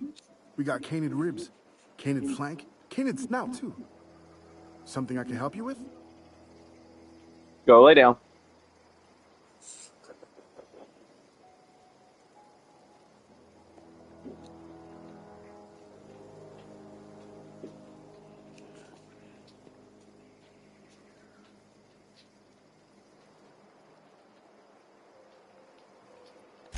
You mean Zoe? Yeah, we were pretty close. Not like her to go loping off. Zoe and I were gonna watch the serials, as is our custom. She never turned up. I looked around, but she was nowhere to be found. You sound like some type of corporate fixer asking all these questions.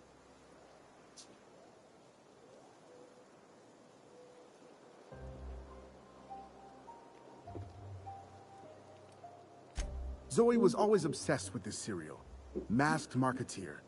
A scion of Byzantium turns to banditry and teaches his marauder companions the wisdom of free market economics. Shame she up and vanished when she did. I had a surprise lined up for her.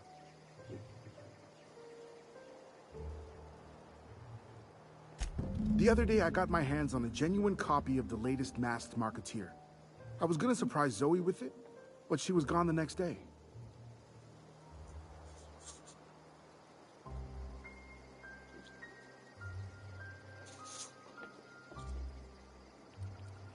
Can't say I recall Zoe ever acting strange. Well, except for her habit of writing things down on scraps of paper. She called it journaling, but I think it's just plain odd.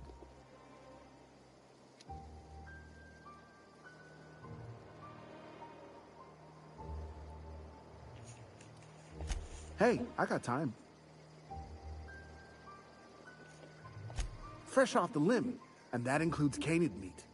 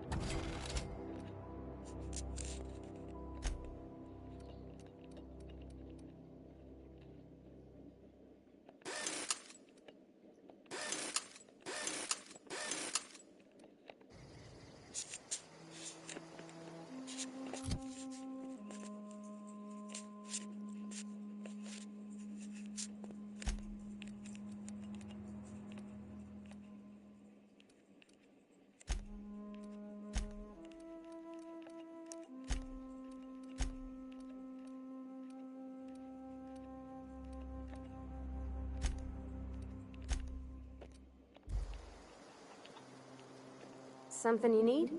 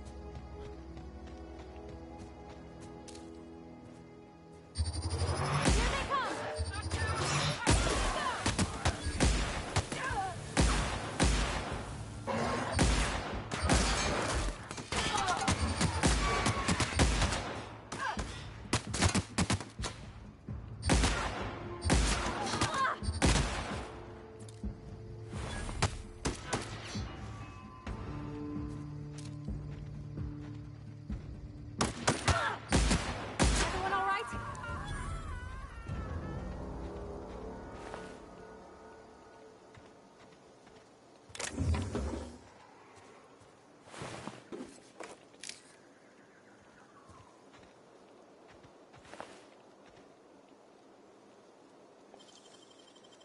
That was quick.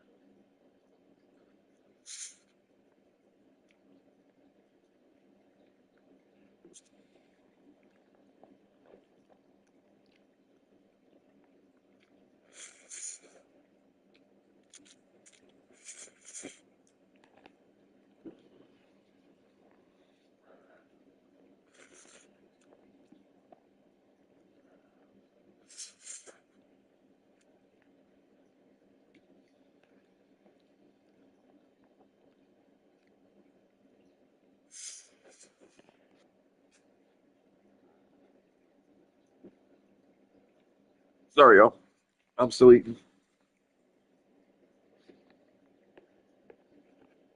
Sorry, y'all. I'm still eating.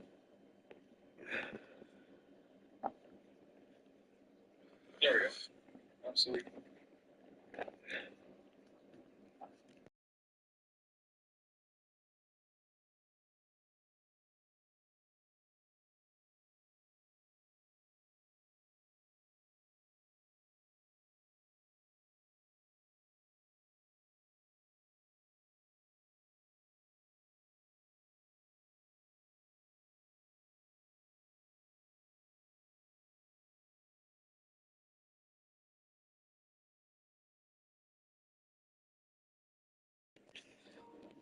All right, I'm done eating finally.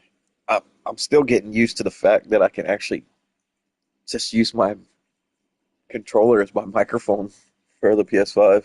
This is so cool.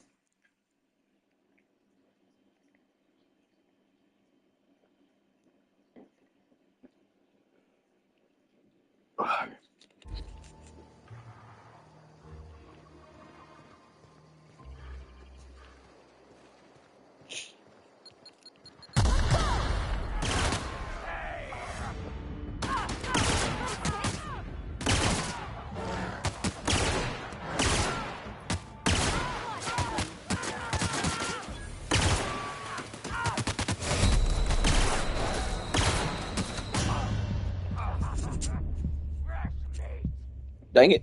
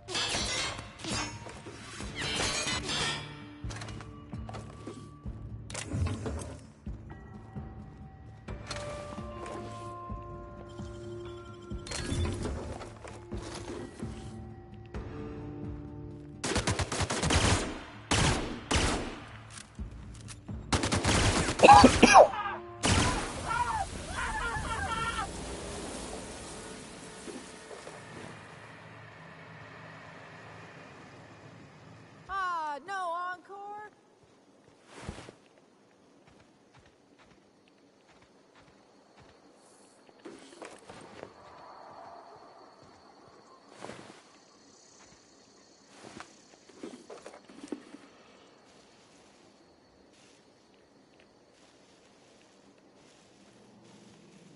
I don't know anybody who ever came out this far.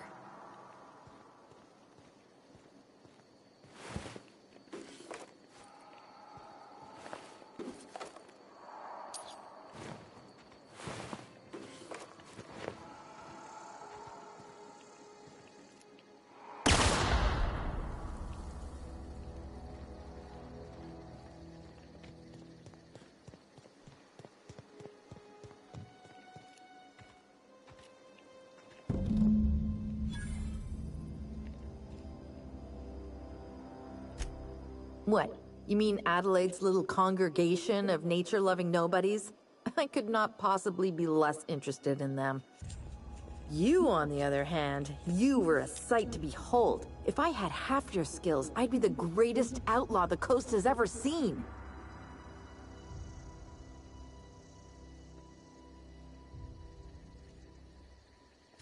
Why? Adelaide wants me back on garden duty or something?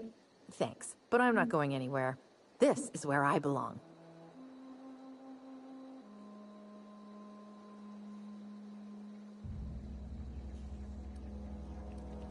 I doubt that. Nobody in that camp really cared about me.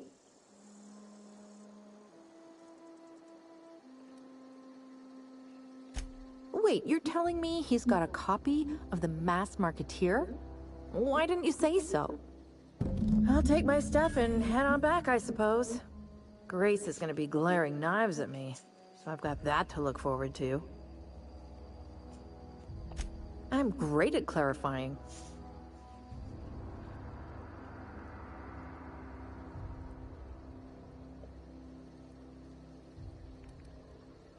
I got kicked out of Edgewater on account of falling sick with plague and stealing some medicine to treat myself. I'd heard some outlaws set up camp in the botanical labs. I decided to throw in with them, seeing as I always wanted to be an outlaw myself. Instead, what do I find but a bunch of former workers camped out around a greenhouse? I couldn't just go back to the cannery, so I was stuck with them. No. I insinuated myself into their company, see? And they didn't seem to mind one whit. I may have bartered them a few boxes of Adrenatime, but yeah, I'm sure that's got nothing to do with it. I don't know. The vital processes that constitute the miracle of life are mysterious and unknowable. Oh, you mean around these guys? The Marauders wouldn't hurt me. They love me. I'm practically their queen. Yeah, it must be my natural charisma.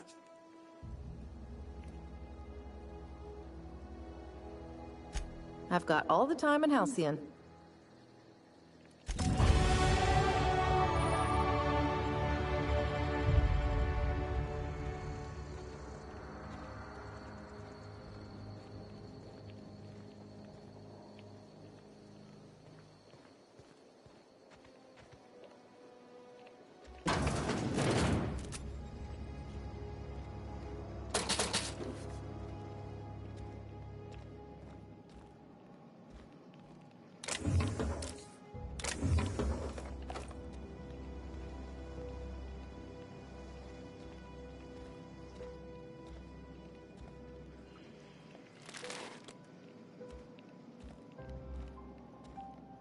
I need to sell all that food off too.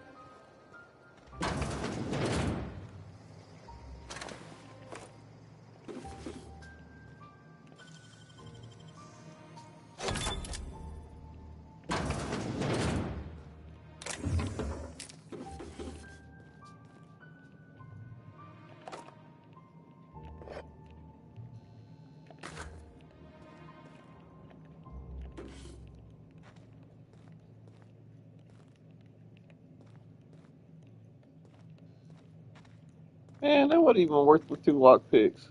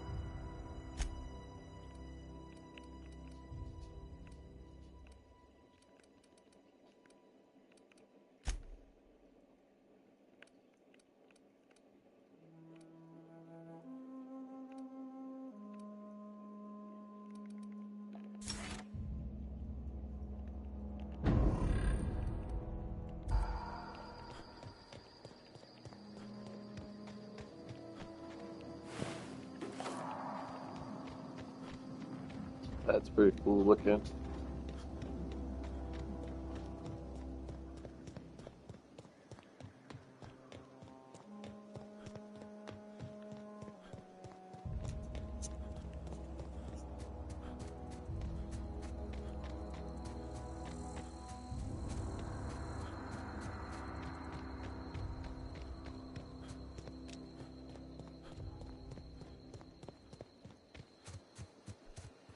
What is it?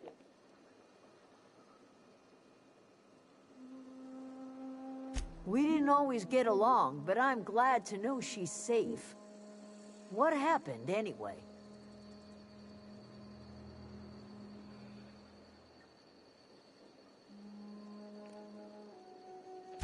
You pretty much did my job for me. Least I could do is pay you for your trouble. Let me know if I can do something for you.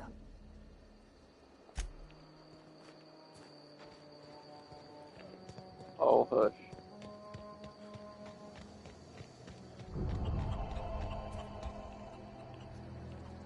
Zoe says she fought her way out of a marauder camp with her own bare hands. Fresh off the limb, and that includes canid meat.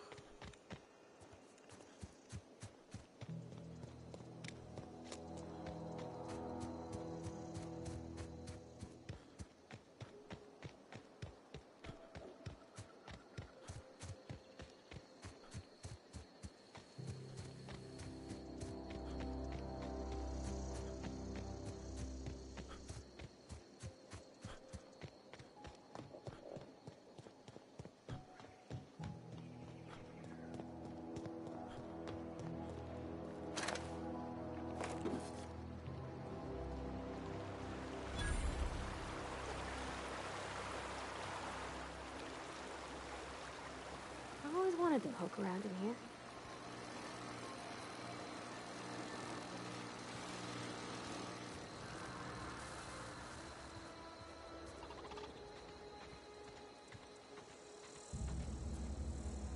Oh. Security patrol.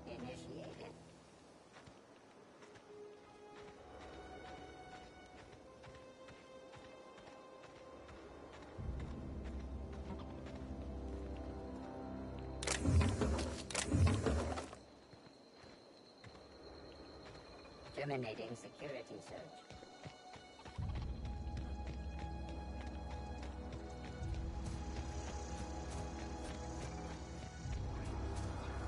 Processing data. Searching for unauthorized person. Here they come!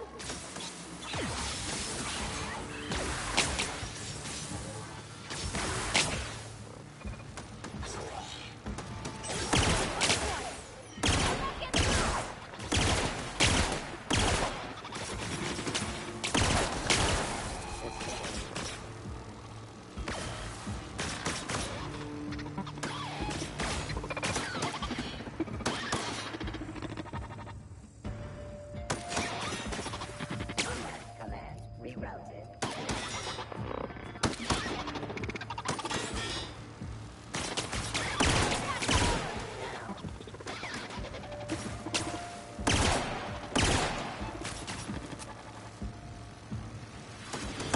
Gotta hurt.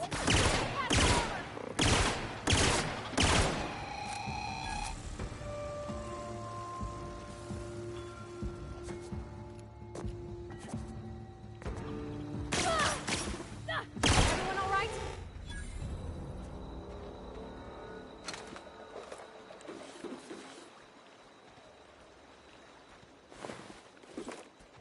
Process perform. This'll be quick. Down they go.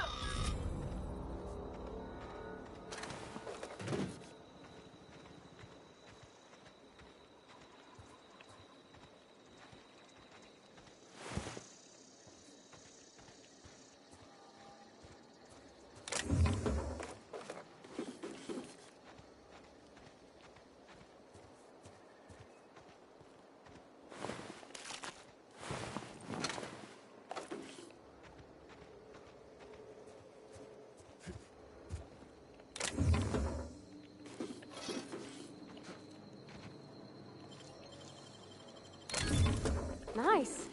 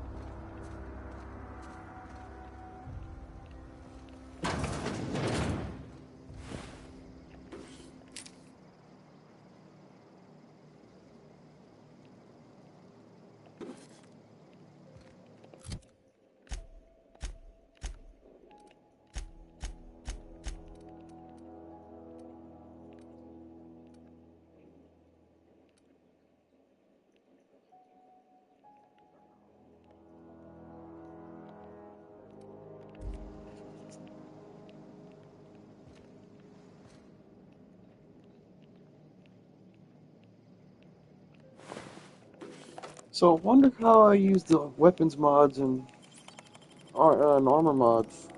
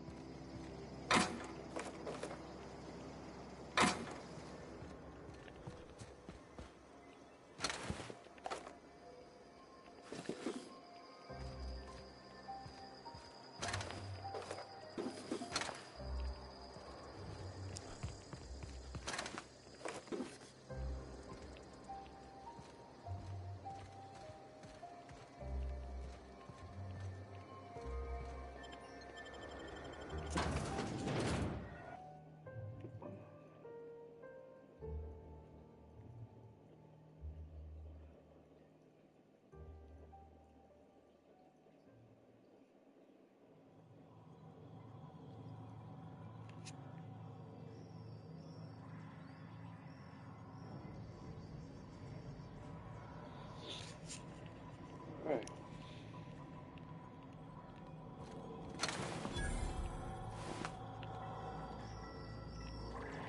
The control room should be off to the left.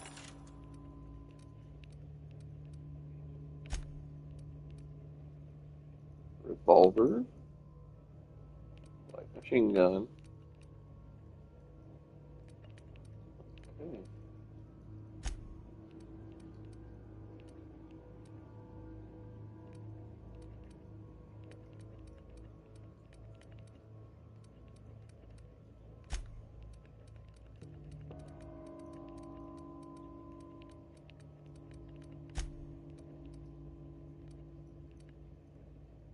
Gyro, Sire, Whisper Quiet Muzzler.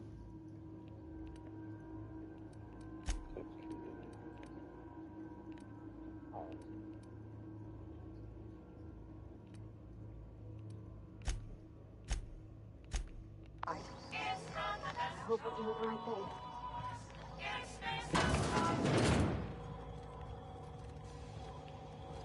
How do I sell stuff to a vending machine? It says I can sell, but it won't let me sell anything.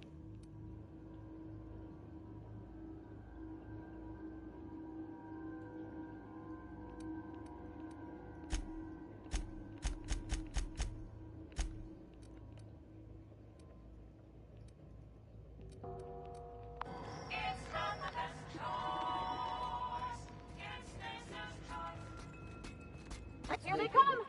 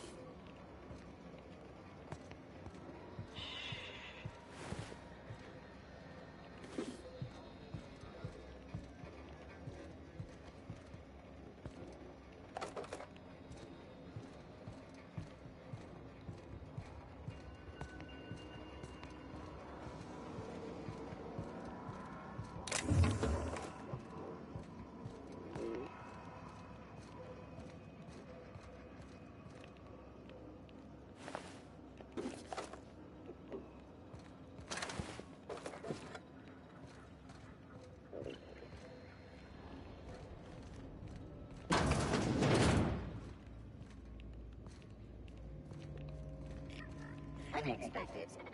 Here they come!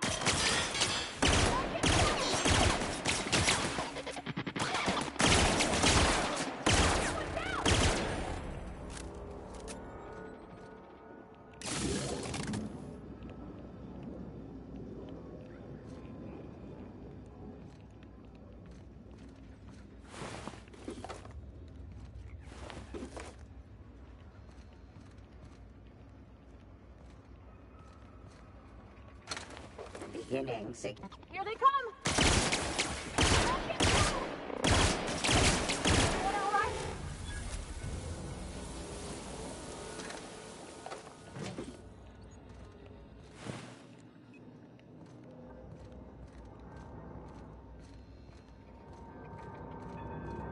No, no, no, just leave me alone.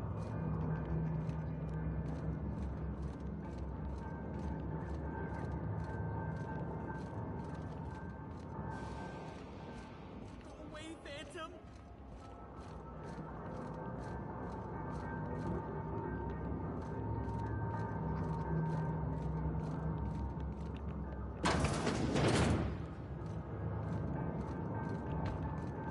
You're not real. You're not real.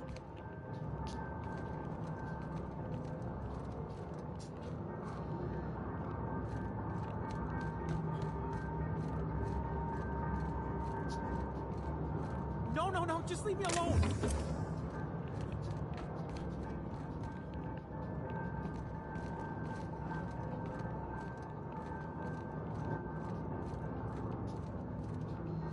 Go away, Phantom. You're not real. You're not real. Get away from me, Phantom. Shoot, scram.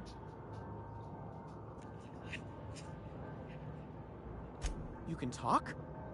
The Phantom's never talked before. I knew I shouldn't have eaten that sprat raw. See? See, Higgins? This is why you must always boil your sprats before ingesting.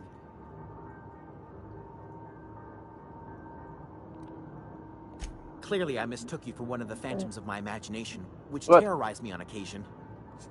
Chester D. Higgins. The D stands for definitely not insane.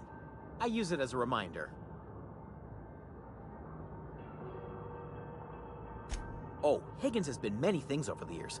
Sprat Wrangler, Saltuna Critic, Aetherwave Personality, Chairman of the Board, Galactic Defender, Sisty Pig Tycoon. I've come a long way for someone who started off as a simple engineer right here in this plant.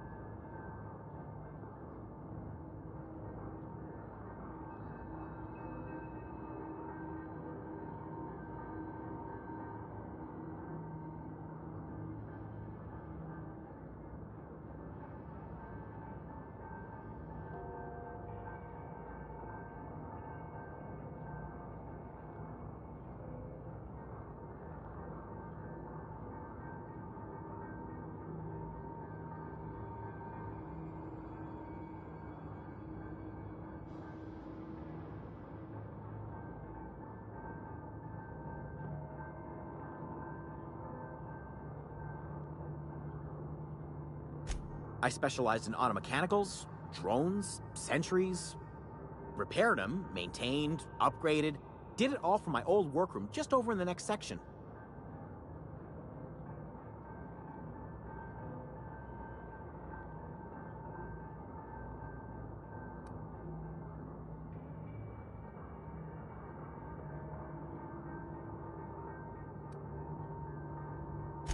Jimmy'd opened the vending machines. That lasted a good couple of months. Eventually, I had to resort to more unconventional means of filling my insides.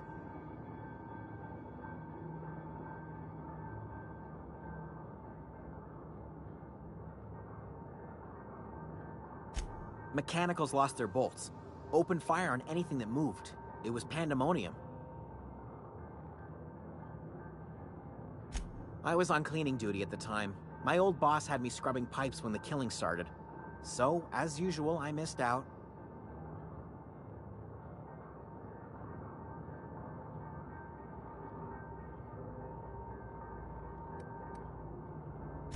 Jimmy'd opened the vending machines. That lasted a good couple of months. Eventually, I had to resort to more unconventional means of filling my insides.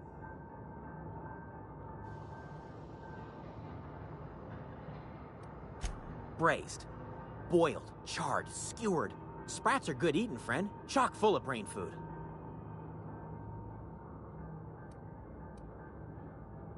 Mechanicals lost their bolts. Opened fire on anything that moved. It was pandemonium.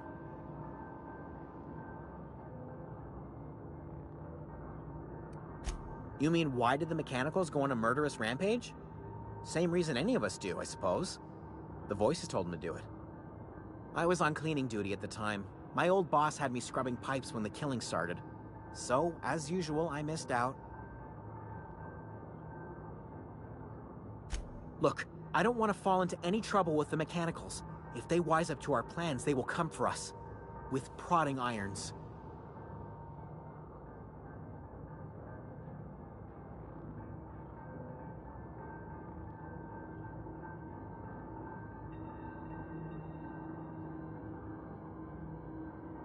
You know, you remind me of myself back when I was an intergalactic adventurer. I discovered a flaw. Their hostility levels were hardwired to maximum. There's no changing that, but you could rewrite their targeting protocol so they attack each other instead.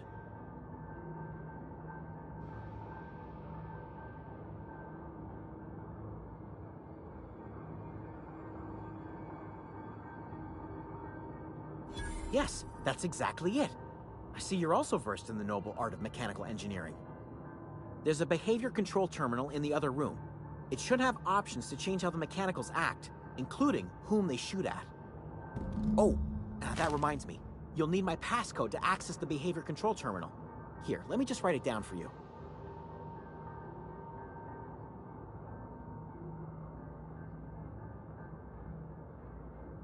The tail.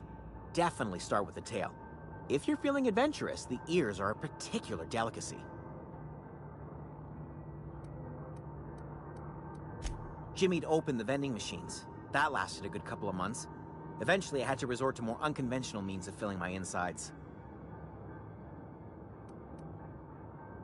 Well, yes, for the uninitiated palate. A true gourmand appreciates the Sprat's complex melange of flavors. Braised. Boiled, charred, skewered. Sprats are good eating, friend. Chock full of brain food.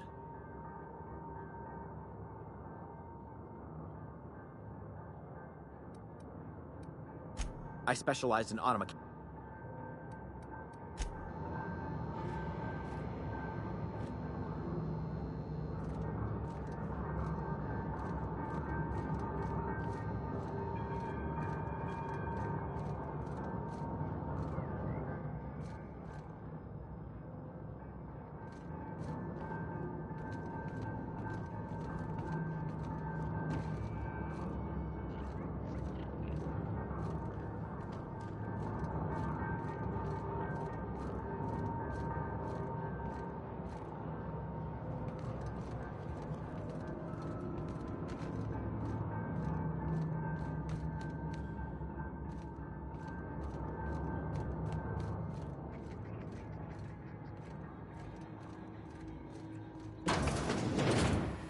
Mind the steam.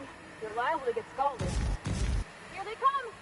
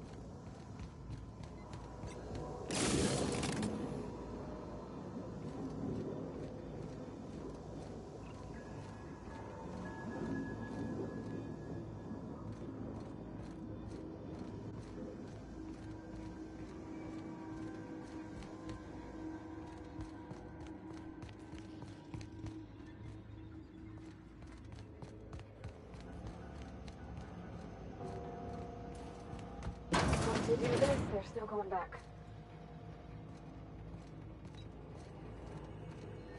Hey, mister? Look, I know you want your power regulator and all, but I just gotta ask you. Do you understand what you're about to do?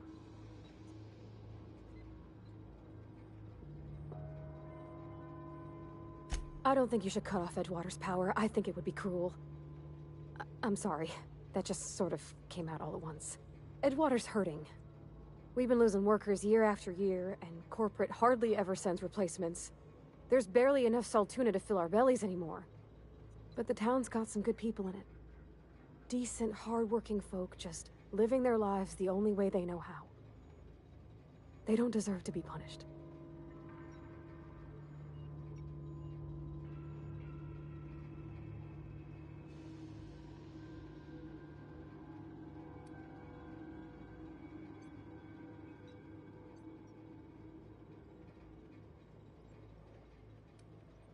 Sorry, I didn't mean to babble on like that. I felt like I had to say something.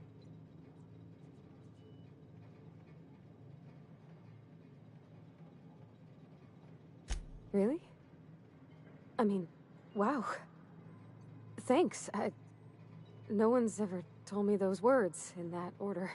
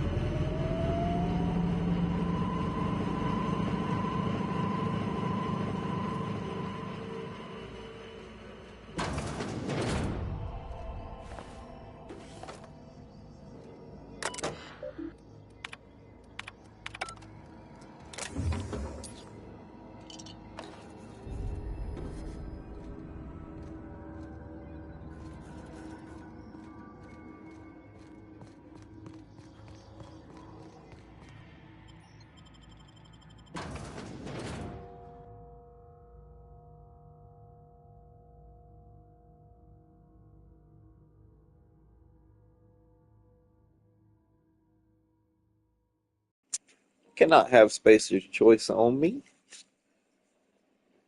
Gotta be the somewhat kind of a good, decent, alright pirate.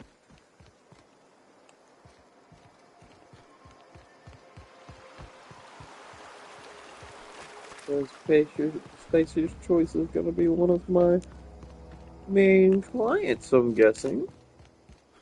Since, they kind of run everything.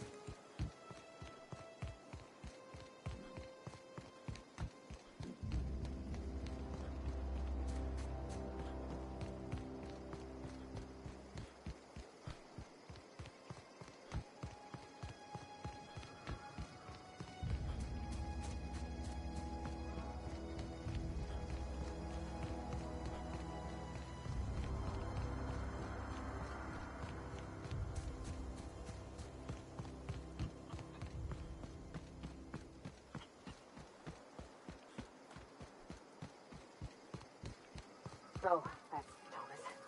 He used to follow me around before he left the cannery. One of us want to go see what happened? Food's bound to spoil it this way.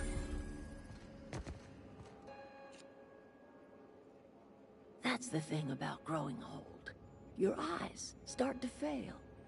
Elsewise, I would have seen you for the snake that you are, chopped you into pieces and roasted you on a spit. This is all you're doing. Cutting off my power, killing off my garden. Without refrigeration, my food will spoil, and my flock will starve. I want to ask you this in private, away from the eyes of my flock, so they do not see me lose my temper. Tell me, why did you do it?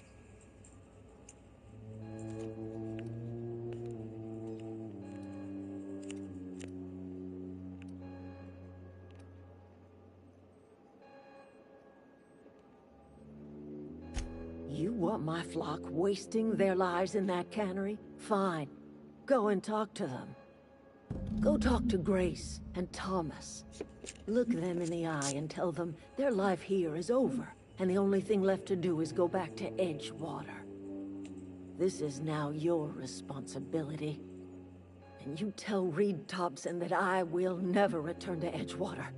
I would rather die among my flowers than live under his management.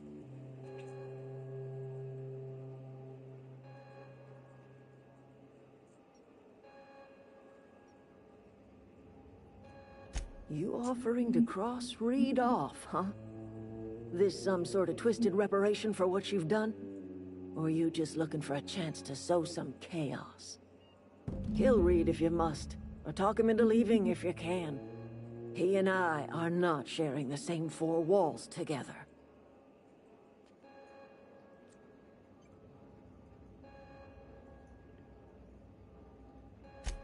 Tell Reed that I can make his people healthy again. I can end their plague. Start a new garden right in the cannery. 3 square meals for every man and woman in Edgewater. Tell him how I've made the Vale bloom again. The soil has whispered its secrets to me, and I alone know how to breathe life back into the earth. The secret is human corpses. I've been grinding them up in my fertilizer for years. Marauder, worker, don't matter much to me. The human body is rich with nutrients.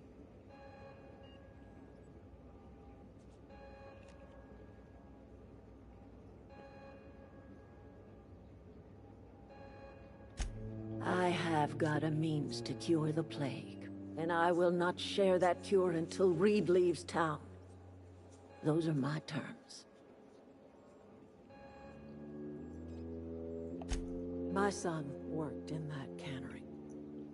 When the plague started coming, he was one of the first to fall sick. We had a store of medicine locked away, but Reed refused to treat him. Said my boy didn't deserve treatment. Said the medicine would have been wasted on him.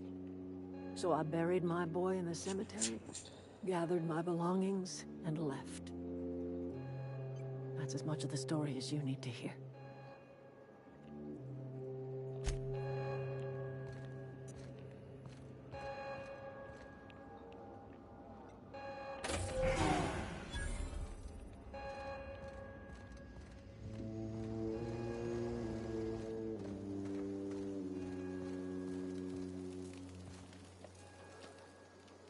Everybody keeps staring at me. It's not my fault the power's dead.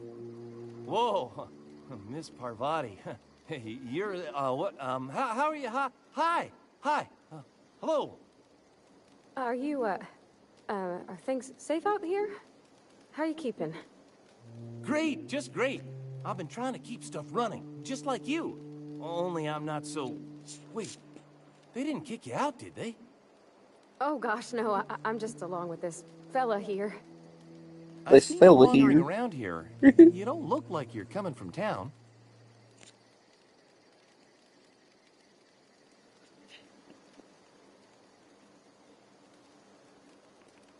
Never heard it phrased in such a way before. I guess we're all trying to get our ships off the ground, ain't we?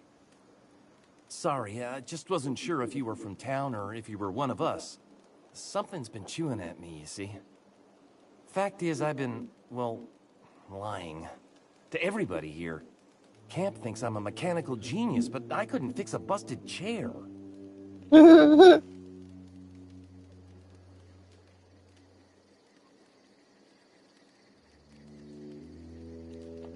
I'll take all the help I can get.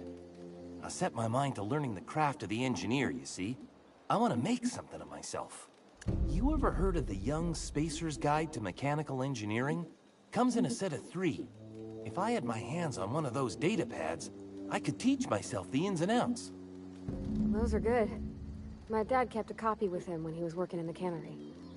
I know the old community center kept a copy. Should find another one back in town. If you could find me even one of those pads, I'd be greatly obliged. No kidding! Really? Well, which one? Look at that! Building a computing machine out of Spectrum potatoes, a primer.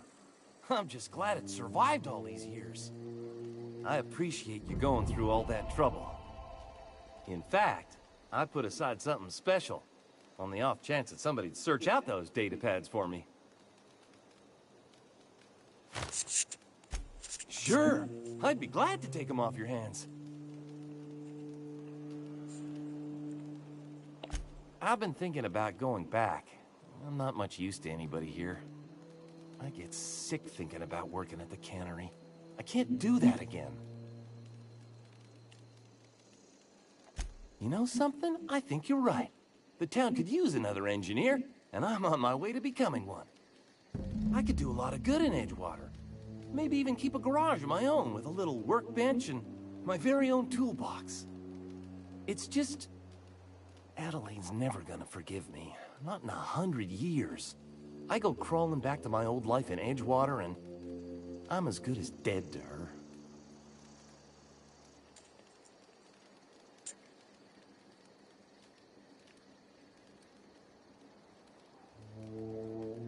You know where to find me.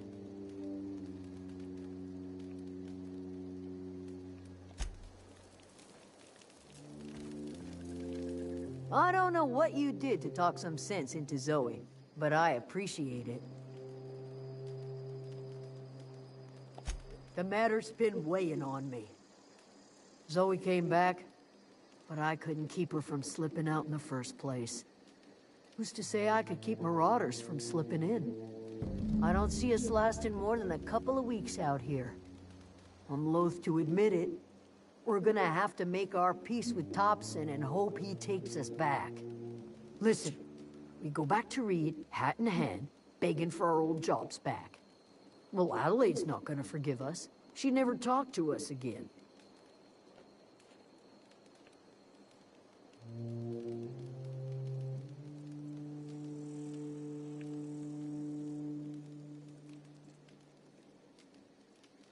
Sure, suit yourself. I'll be here.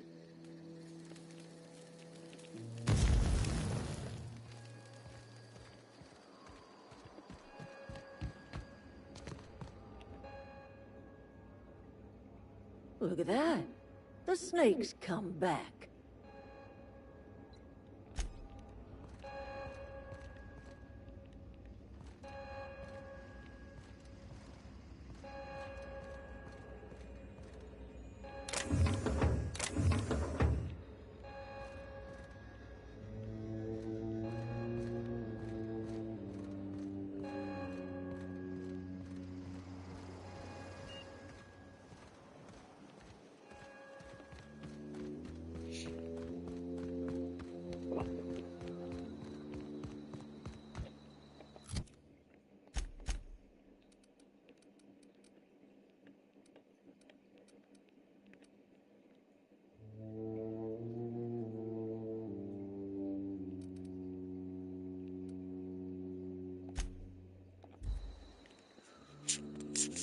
Space travel, thank goodness.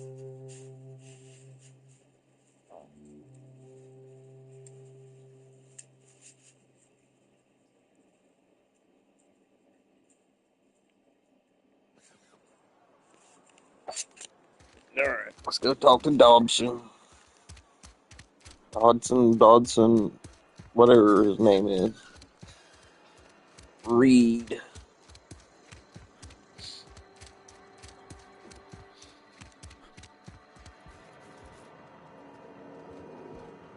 Well, I tried to stay for everybody. I guess somebody wanted to watch.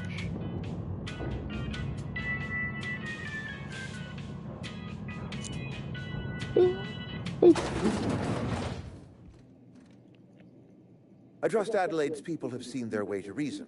So, when can I expect them back at their posts?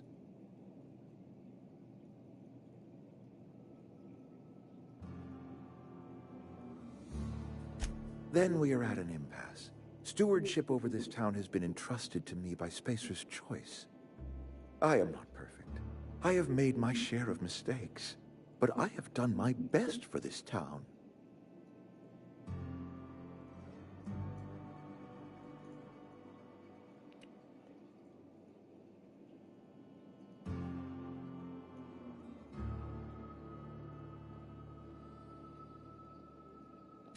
I have been holding this town together with both hands. You can't just expect me to leave. I am a Spacer's Choice man. My father was a Spacer's Choice man. Edgewater may not look like much to some buttoned-up freelancer, but it is my home.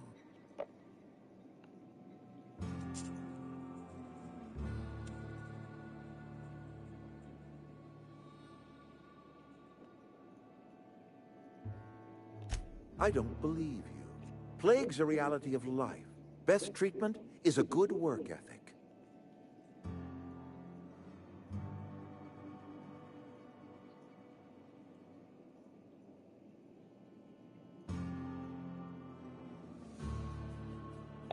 You are disparaging our parent company, and it is not appreciated.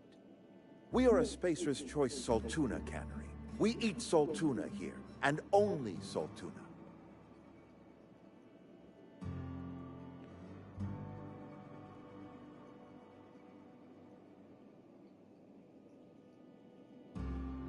I don't understand. You say Adelaide's growing her own food, but that should not be possible. The soil's gone sour. Company said as much. Our own botanists couldn't grow decent crops for us, so the company got rid of them and shut down the greenhouse.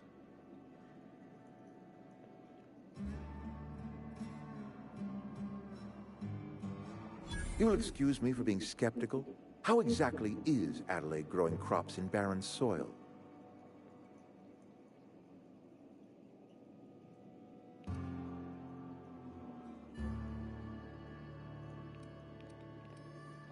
And when you say special fertilizer, you mean what exactly?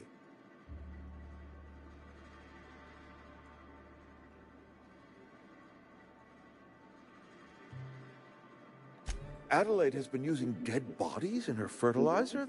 That's... come to think of it, that's a stroke of brilliance. What a remarkably efficient solution. Recycling Spacer's Choice property long after its date of expiration. I was wondering about those missing bodies in Silas's cemetery.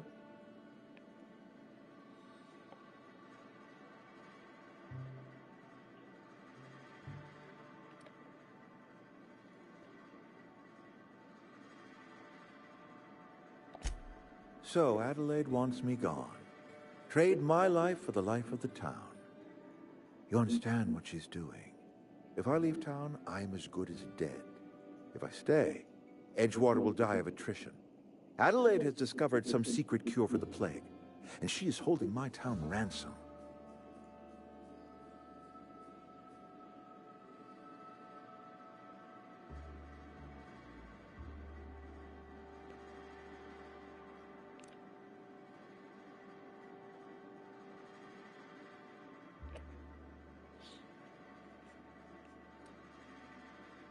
If Adelaide's found a way to feed her people and cure the plague, then she deserves this office more than I do.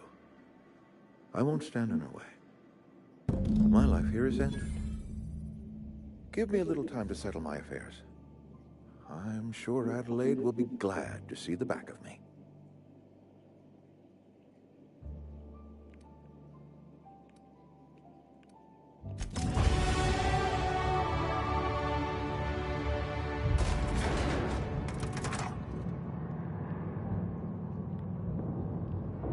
Level 6. We were.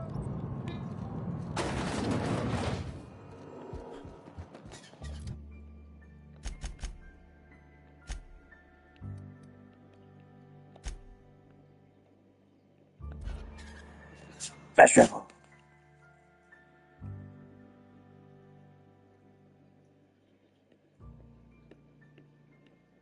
Boop, boop, boop, boop, boop, boop, boop, boop, boop,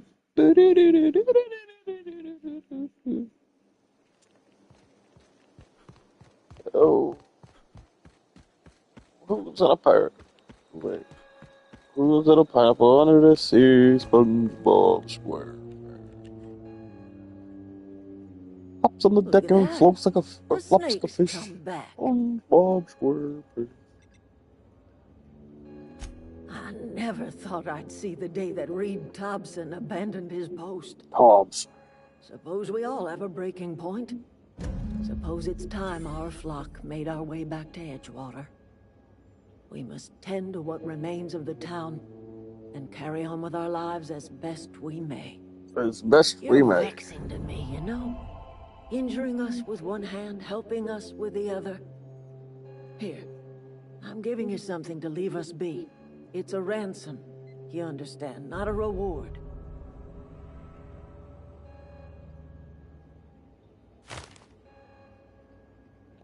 You're telling me you did all this just to put me in charge of Edgewater? Stranger, you are some kind of twisted. I might turn that old cannery into a garden. Got ourselves a whole cemetery bursting with bodies.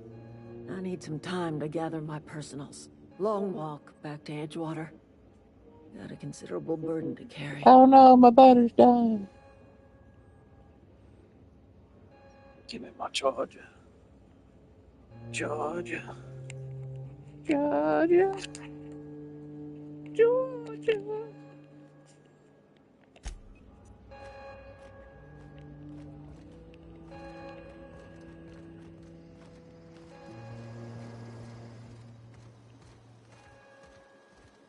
There's the workbench.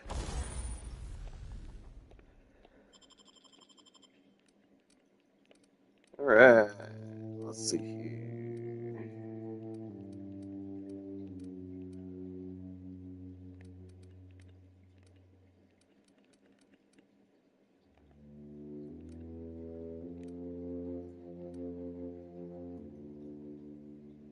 Magazine increases the amount of ammunition the weapon's magazine carries.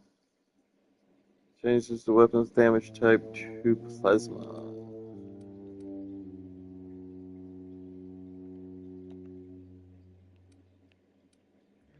Georgia, Georgia.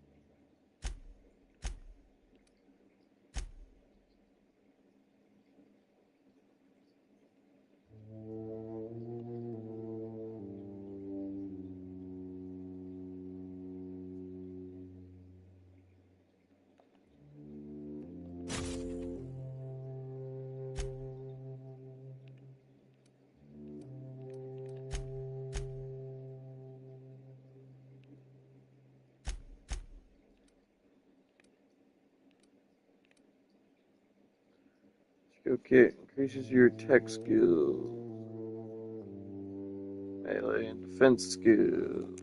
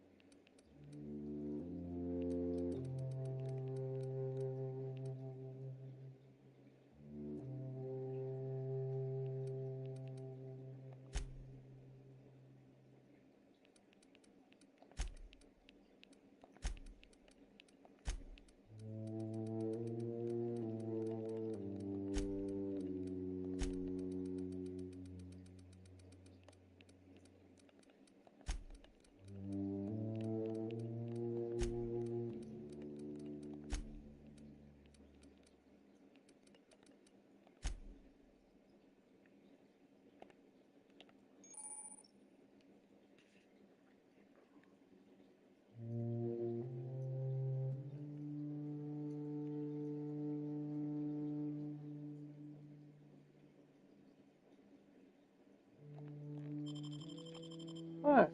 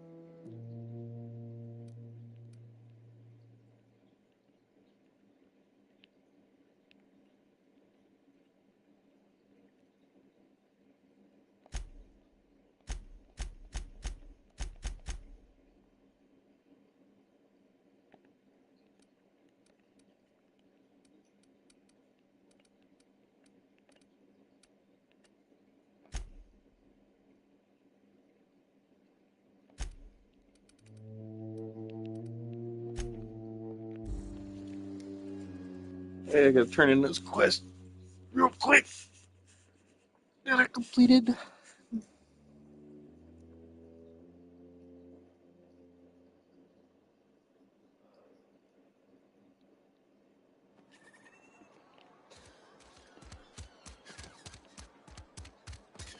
Another day at the cannery.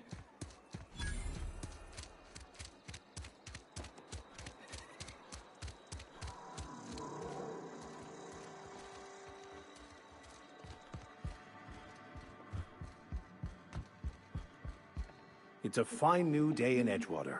The cannery hums, streetlights and faces glow. I suppose this means the two of you were able to sort out the matter?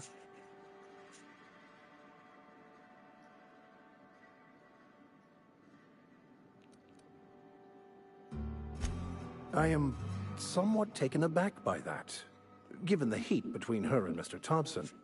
What deal did you strike with her, I wonder?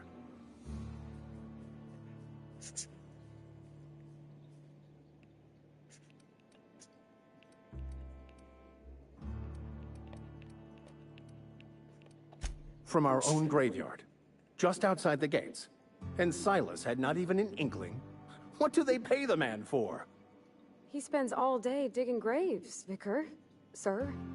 Sometimes he's got to sleep. Yes, of course. My reaction was unreasonable.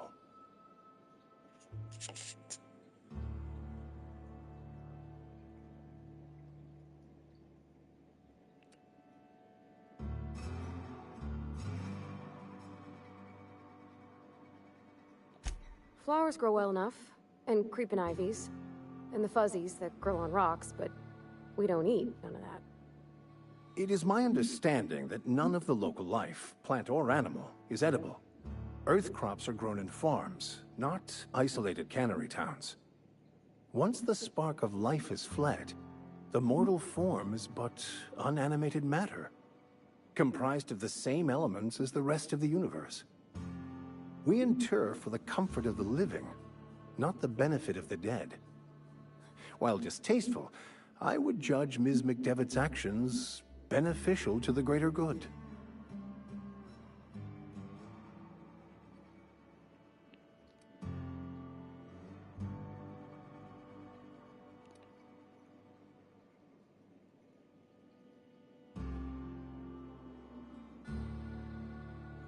Then I would counsel them to work through their emotions and assess the matter rationally. Animals are ruled by their hearts. Humans were gifted with intellect for a purpose. Wonderful. This is fantastic. Well worth all the sacrifices I... Wait. What the fuck is this? Is this... What the fuck is this? French? I can't fucking read French. It's a law-forsaken joke is what it is. French! Ha! I was so high and mighty, preaching to the yokels about following the plan, while fighting it at every turn.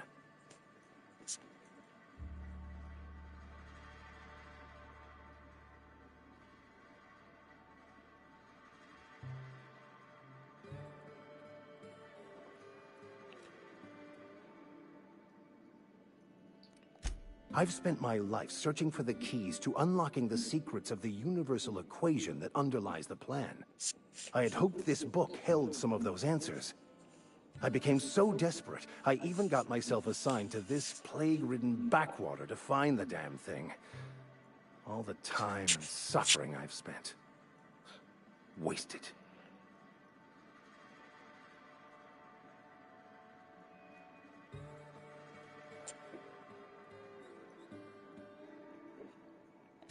Bokonu, the author, had some interesting theories about man's perception of reality that I thought could be applied to our attempts to decipher the plan. Unfortunately, he was also one of the founders of the Philosophist school of thought, so the book is banned in this colony. Philosophism's a false religion that stands in contradiction to almost everything we know to be true. They believe all is chaos, in stark contrast to OSI's belief in the plan. But most of the philosophist perversion of Bokonu's thoughts came more than a century after his death.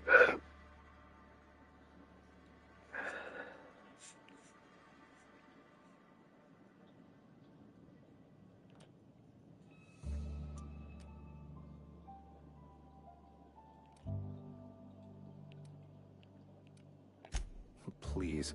As if my life should have no greater meaning than proselytizing to a bunch of feeble-minded wretches. Nothing could be more excruciating than discussing the true nature of reality with people who have no interest beyond their next Aetherwave program. But that's neither here nor there. What I need to do now is to find a translator, obviously. But to do that, I'll first need to secure transport. You have a ship. Perhaps I could make myself of use to your crew.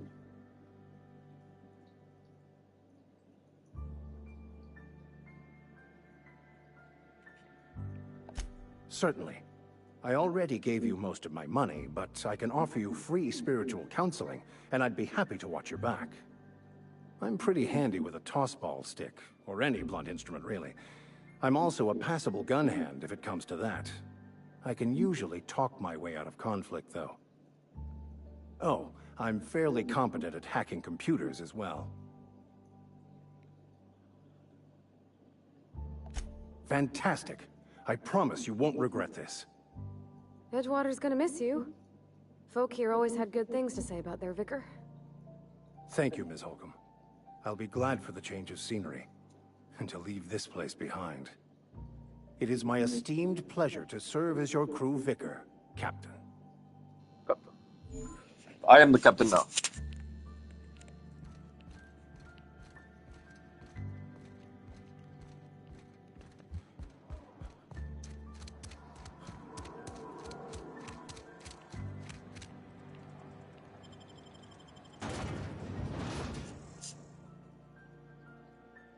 Look at me.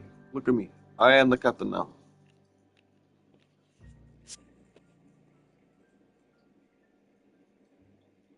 Boyaka.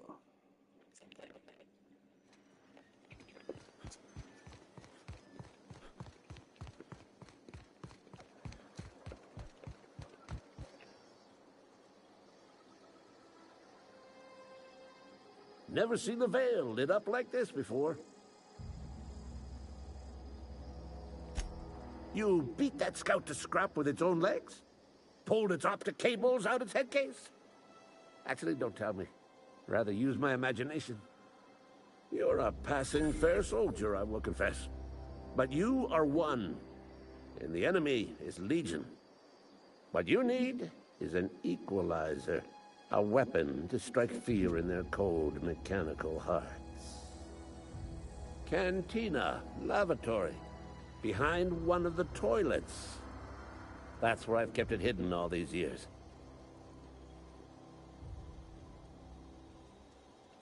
Sharp, ain't it?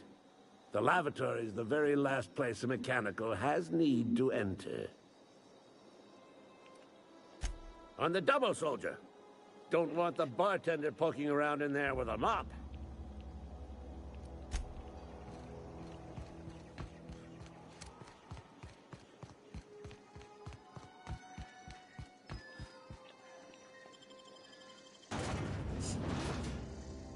Plasma cutter.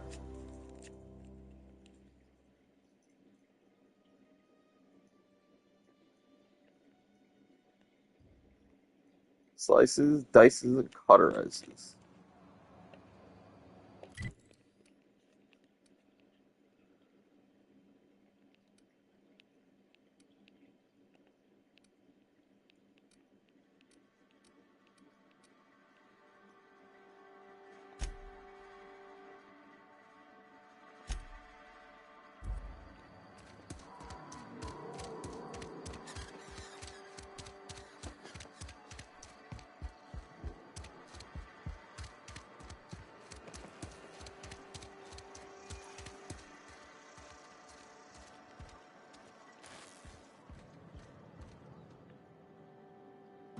Let's see it. Don't keep us waiting.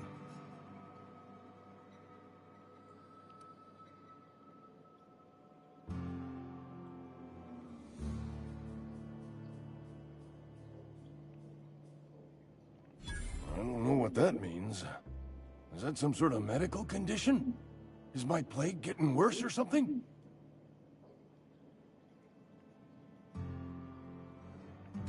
Sweet life-giving nostrum. The first hit's always the best. Scratched together all the bits I had around the domicile. It ain't as much as you deserve, but it's all I got.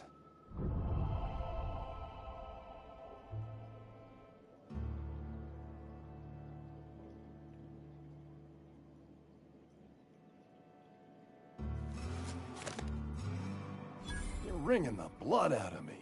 Here, you can have whatever's in my pockets.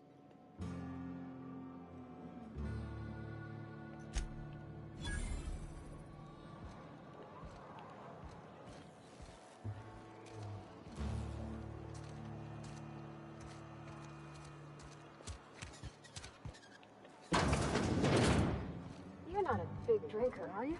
The part that said we ain't making our.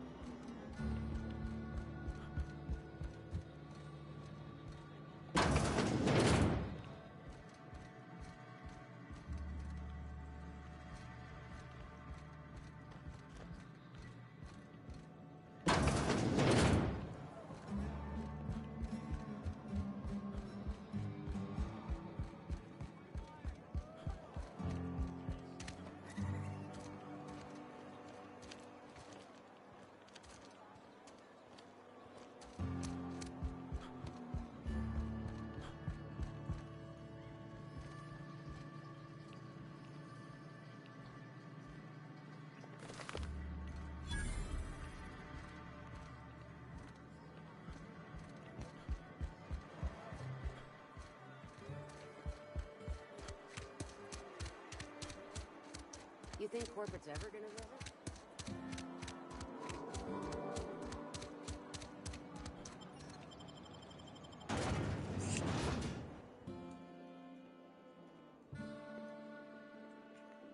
Be a better you with the Drina time.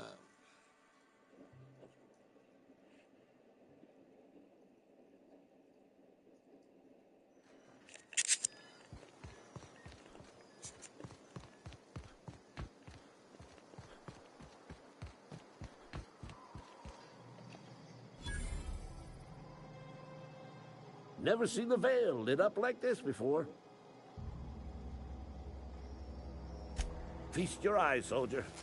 This here's a genuine Spacer's Choice injury customizing unit, designed to deliver a lethal blast of electrical discharge. I call it the Hand of the Law.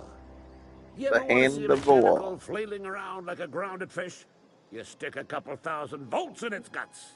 With compliments from old Ludwig. Fun. This ain't some quarterly performance review, soldier. Ours is a grave and sacred duty.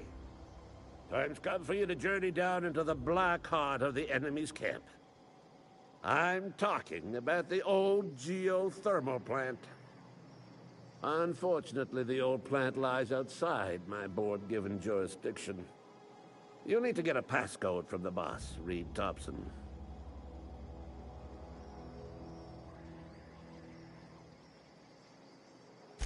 I've been after a passcode for years. Boss said no on account of my gross incompetence with all matters related to security. I need you to get us the brain of a mechanical. Well, not exactly a brain. Anatomically speaking, what we're looking for is a logic module.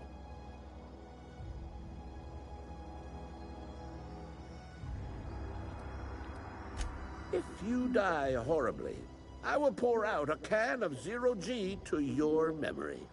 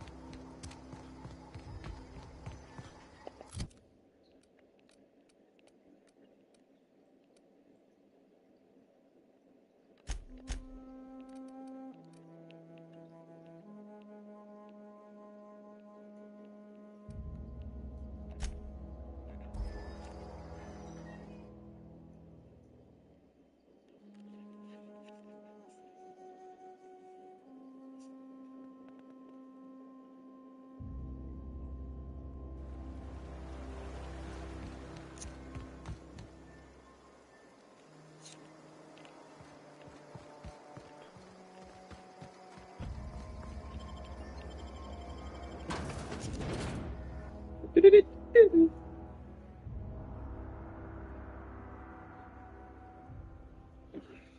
ready to go play some Destiny.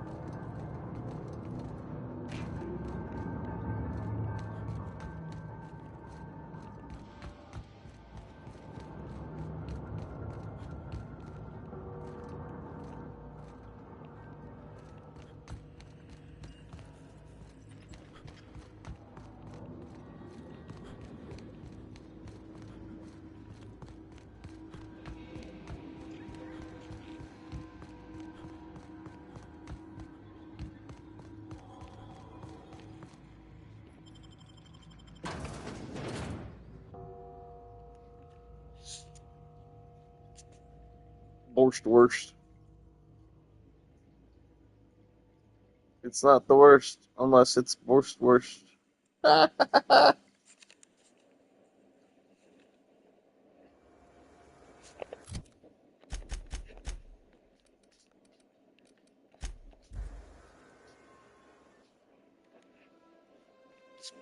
Titus Andronicus. Oh, Androidicus. Oh, I'm gonna grab.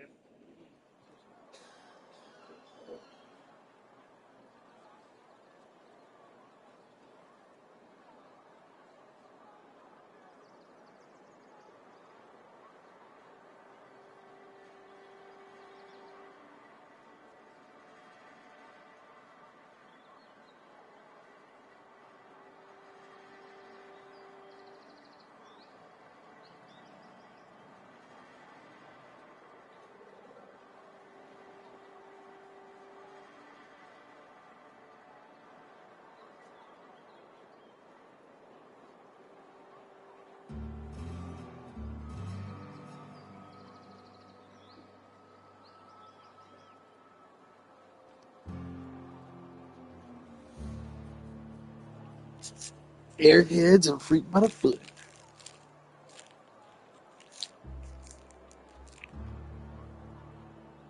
Just give me a second.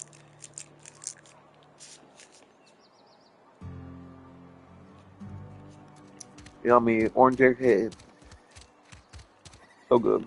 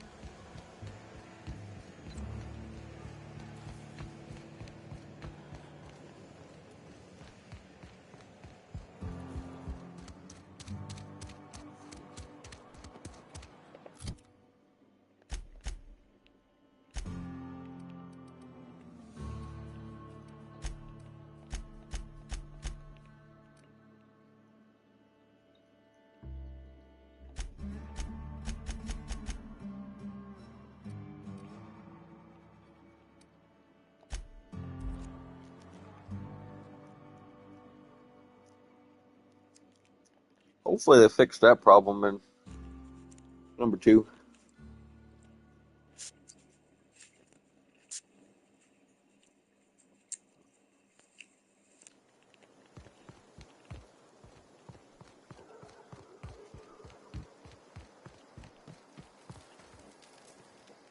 Any luck finding one of those manuals?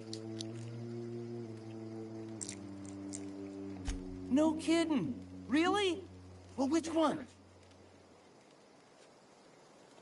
Ain't that just ironical? If I'd worked a little longer back at the cannery, I might have found this myself.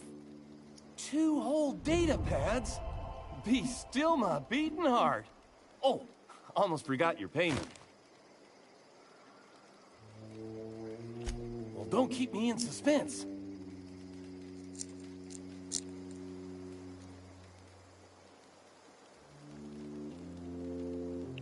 The geothermal plant? Now that is just incredible! You really went exploring down there? Adelaide always told us it was swarming with hostile mechanicals. That's a complete set. All 3 parts. I'm gonna be the greatest engineer Halcyon's ever seen. Aside from you, Ms. Parvati. I swear, I'll do you proud. I'm glad we could help, Thomas. I've been saving something for you. Just a little contraption I found. Should fit right into your outfit.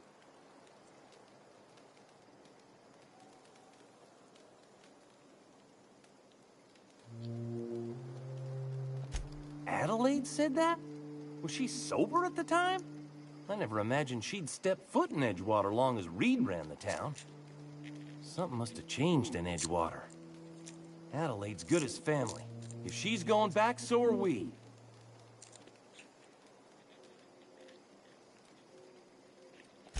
What's on your mind?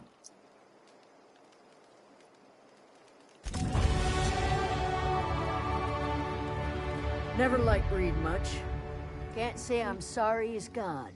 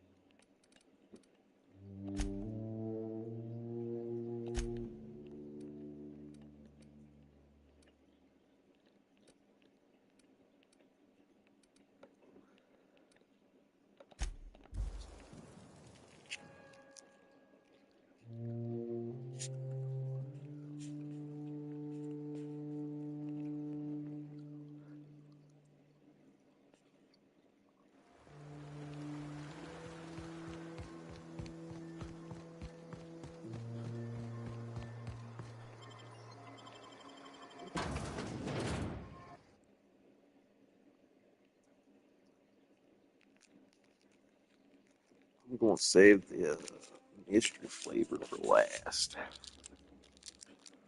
Mystery flavor is always the best. Oh.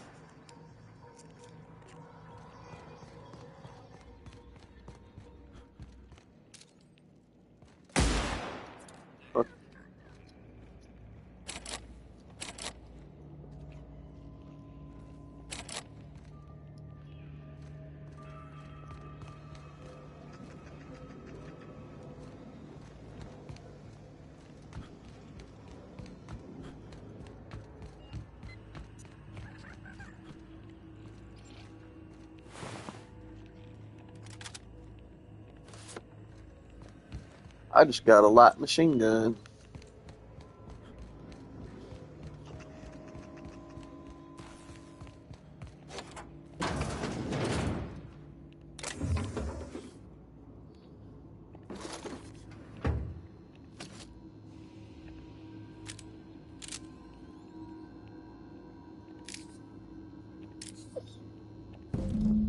hush, you're not getting no candy.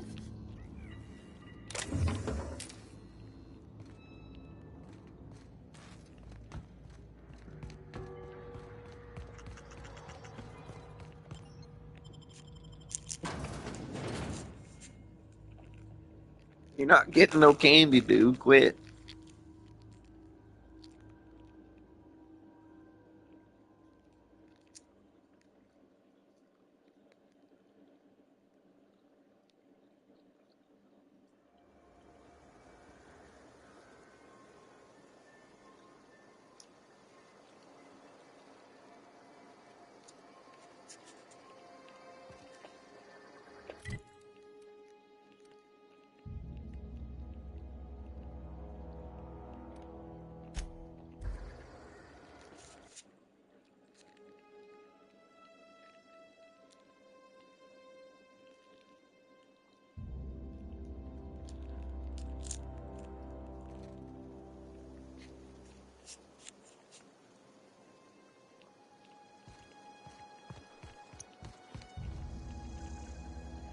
Never seen the Vale lit up like this before. Bang up work, soldier. You're a credit to your uniform. Oh, well, that reminds me. Gotta look into getting us a uniform. So this is it then. The key to humanity's victory over the mechanical hordes. I would reward you with the gratitude of the Resistance, but I'm guessing you want something tactile. So here's a couple bits for your trouble, and a little something to remember me by.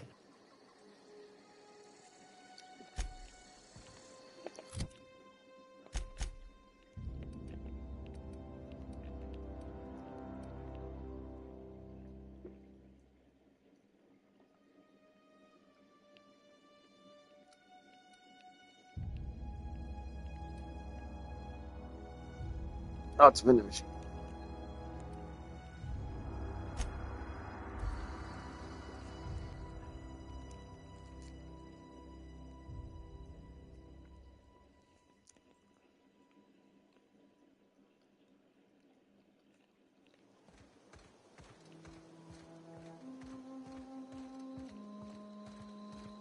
Is this your ship?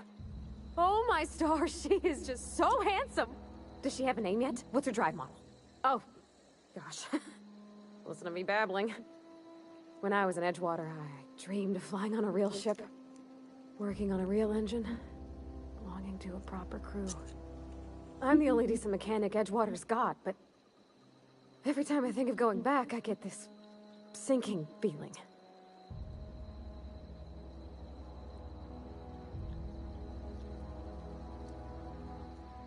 Well, it's kind of you to say that.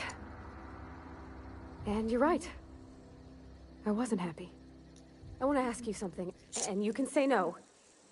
But can I come with you?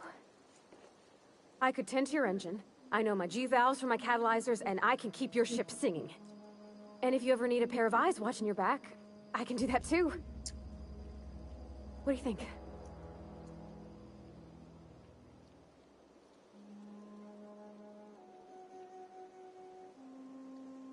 Yes! I mean, thanks. You won't regret this, mister. Captain. I can call you Captain now. Ha! I got a captain. I got a captain. Alright, save the game.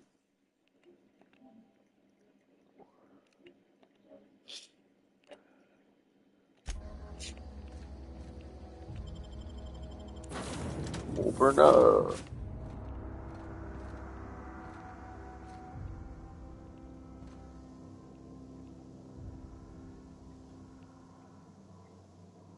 The reliable, unreliable Apex transporter. Captain, I have detected that Edgewater's power supply is now optimal. I applaud your willingness to invest your time in the local community. What can... Do you know how to install a power regulator? Outstanding, Captain. Your aptitude for engineering will prove invaluable in the event of another catastrophic engine failure. Our engine room is located behind you. Across the cargo bay, up the ladders.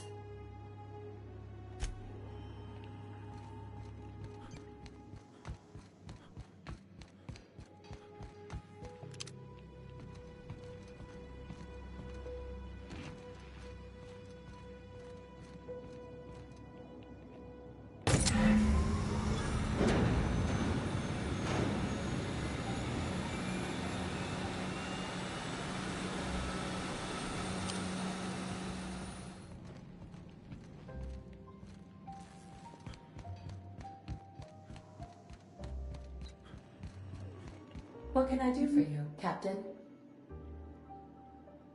All systems are operating within acceptable parameters. I am prepared to bring the Unreliable into low-altitude orbit. This should prove an adequate test of our flight capabilities.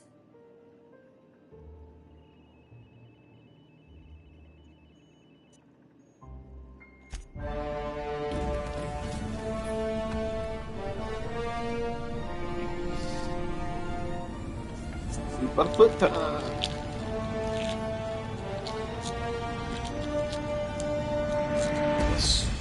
Alright,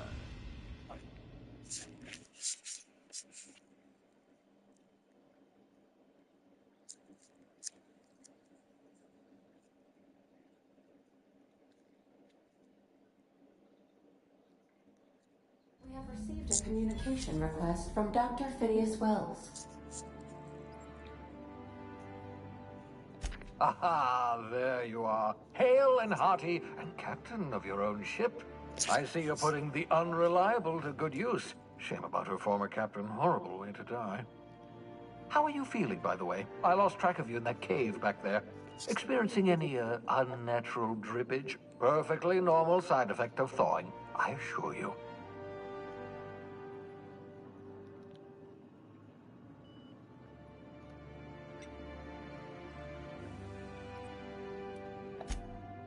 Oh, that, yes, that's probably permanent.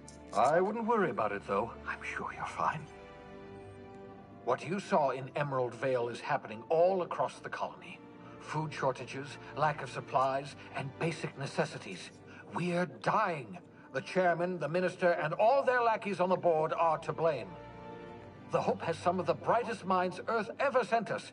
If we can revive the Hope's colonists, they can help us undo the board's mistakes. They can help us set things right. You need to get to Stellar Bay on Monarch. I have contacts there. They'll help me, help us, find the chemicals to revive your fellow colonists. Gladys Kilkelly, lovely woman, runs a cozy little black marketing outfit on the Groundbreaker. She can get you a nav key to land on Stellar Bay.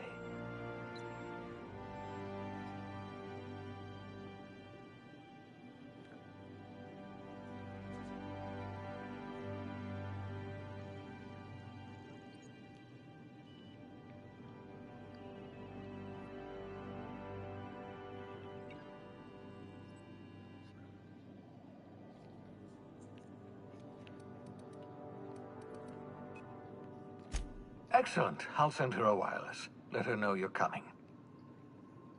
By the way, I gave Captain Hawthorne a disguise apparatus of my own design. Cutting-edge technology, years ahead of its time. I call it the Holographic Shroud. I'm sure it will prove remarkably useful to you. You'll find it in the captain's quarters.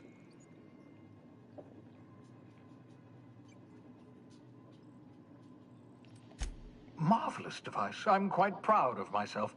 The shroud changes the user's appearance to mimic that of another. It has limits, first-generation technology, you see, but promising. Exciting to see it in use at last. Very simply, the holographic shroud uses biometric information contained on standard identity cartridges to generate a holographic projection around you.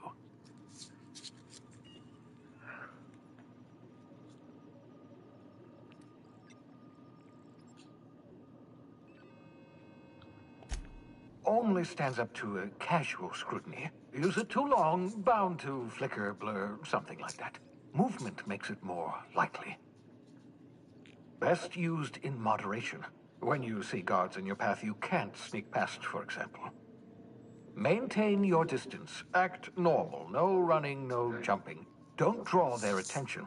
If they pay attention, they're more likely to notice flaws in the hologram.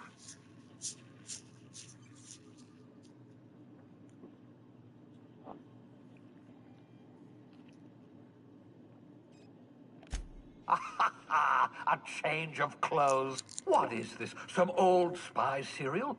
What inattentive and brainless guard would be fooled by such a shabby disguise? The holographic shroud masks not only your clothes, but your face and fingerprints. It modulates your voice and sweetens your breath.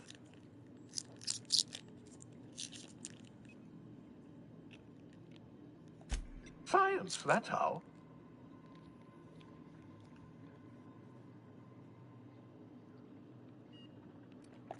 Ha ha ha ha! The beauty is they don't expect it. The shroud is the only one of its kind. We humans have a tendency to overlook the unexpected. Activate the disguise, walk past someone. What do they see? A figure dressed like a fellow employee. Don't act out. They won't focus on you. Excellent. I'll contact you once you've found a way to get to Stellar Bay. If you have any questions, come see me in my lab. And remember, don't trust the board. They'll try to win you over with promises of wealth and power, but it's a lie. The board's only interested in filling their own pockets. If we don't put a stop to them, they're going to run this colony to the ground. Transmission ended. If you are ready to depart, please select a destination on your navigation terminal.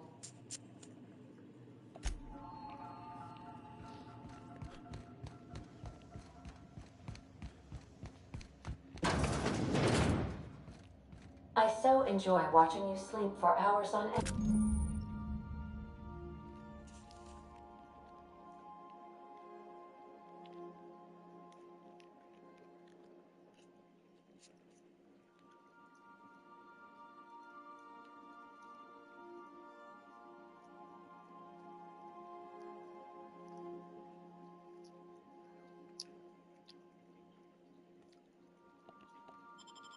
Captain, it's quite entertaining the way you drool and whimper.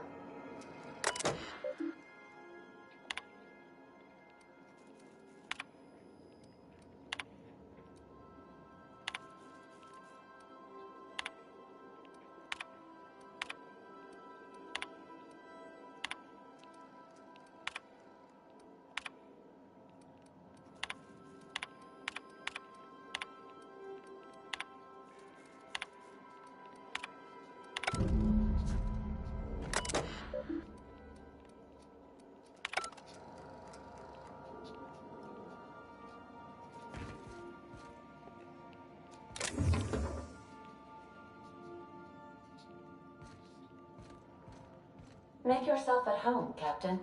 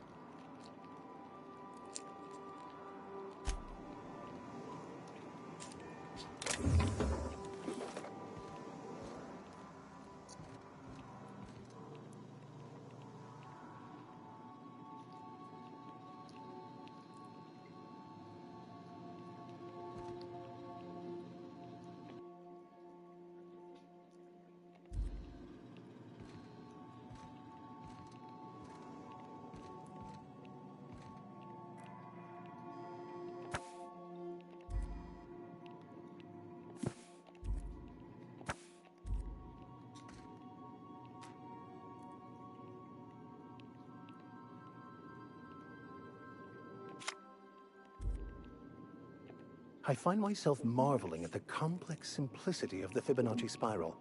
I'm sure you know what that's like. Something vexing you, Captain?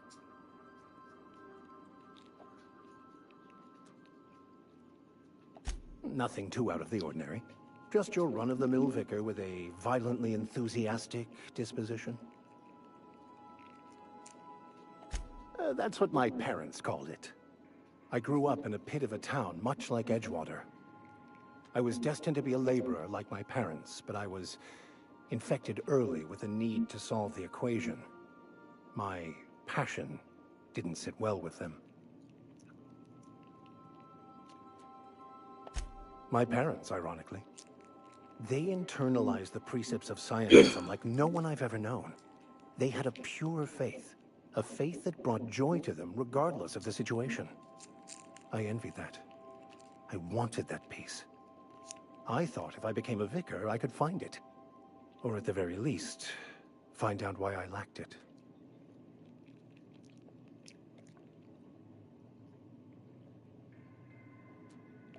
They thought I was fighting the plan, should have accepted my lot.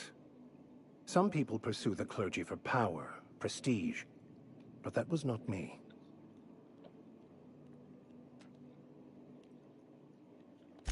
The simple version is this.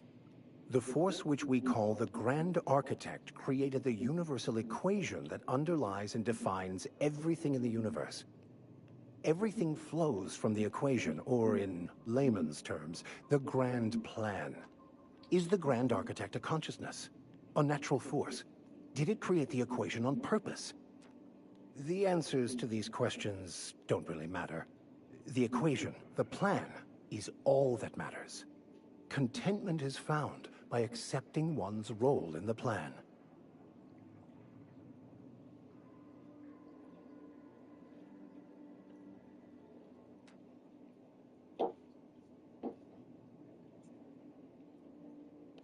The plan is not one rigid path.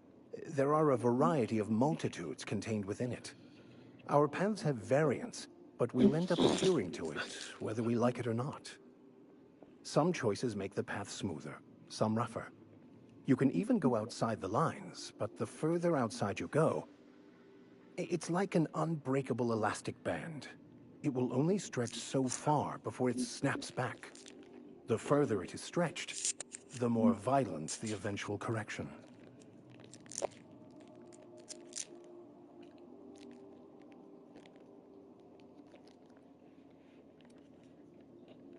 I have run headlong into too many walls in my pursuit of the truth. This book is my last hope, and you were my only hope of getting it translated.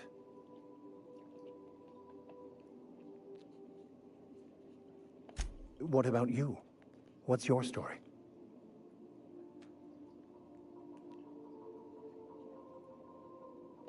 And how did he do that?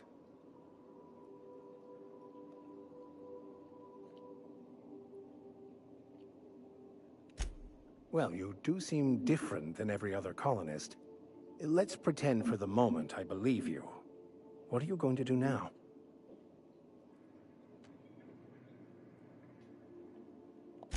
That seems a dangerous proposition. Why risk your life now that it's been returned to you?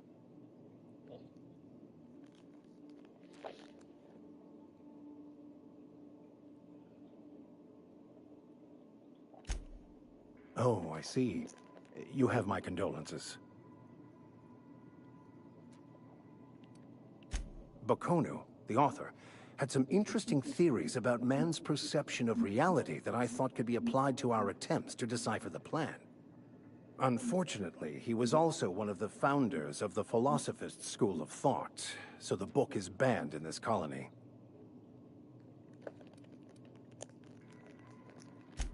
Philosophism's a false religion that stands in contradiction to almost everything we know to be true. They believe all is chaos, in stark contrast to OSI's belief in the plan.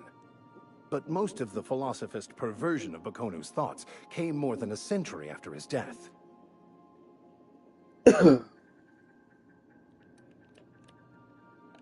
I've been thinking on that.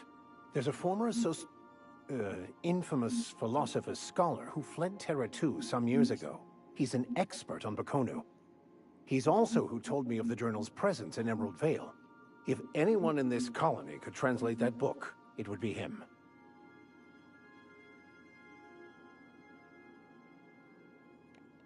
That's a good question. We should start on the Groundbreaker. It's where I'd go if I wanted to get off Terra 2. Great place to pick up a ride to Hephaestus, Scylla, even Monarch. All I need is access to a data cartridge from the security terminal. Their easily hackable system keeps a registry of all crew manifests for both arrivals and departures.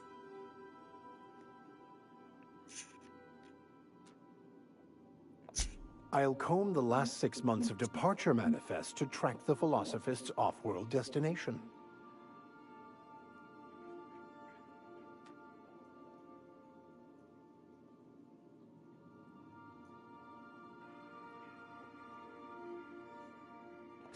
Thank you, Captain.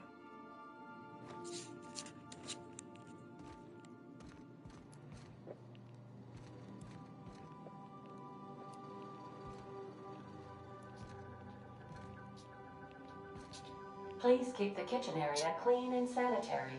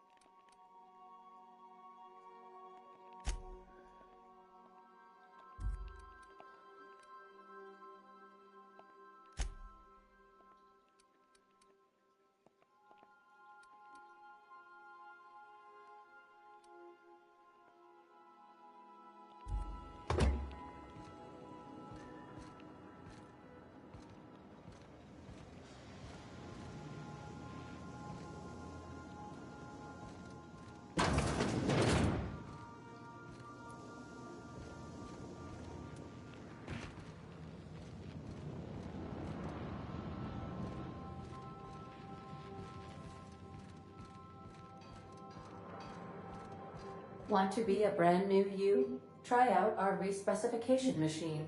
Alex installed it himself, right before he died.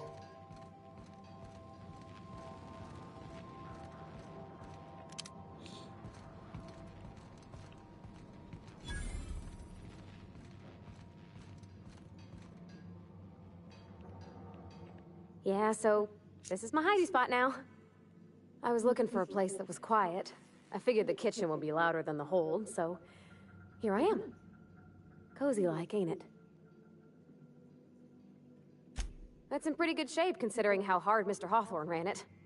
It's a Yakita LHA 120, A2 model, I'm pretty sure.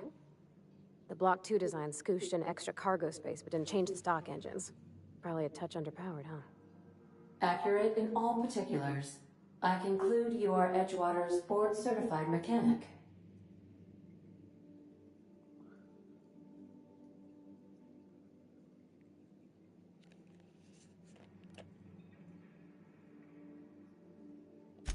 Fly-by-wire's pretty normal. Or leastways, that's what I read in the trades. I've never been on a real ship before. Hello! I am not a board-certified mechanic, but my dad was. He taught me all he knew. Do you understand? Speech recognition is one of the many skills I have been programmed to simulate. You're not simulating it, you're doing it! I asked a question and you answered it. I am gratified you consider this facsimile convincing.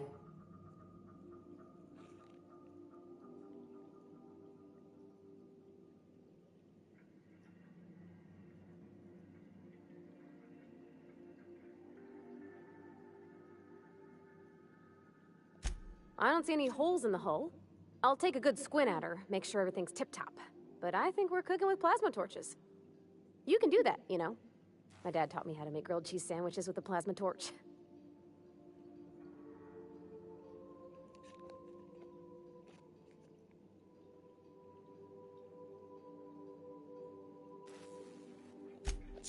Mostly, yeah. I lived in the maintenance office near all my life. Mr. Thompson never let me forget how funny that was.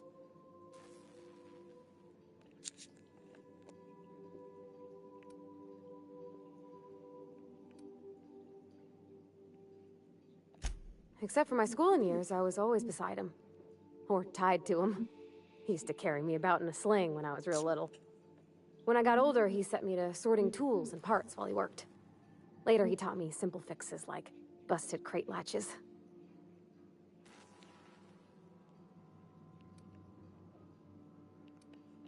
Not on the regular. Once in a great long while, a Saltuna boat would break down on the pad. He'd always bring me along for those. Mostly, he did the same as me. Kept Bess, the cannery, running.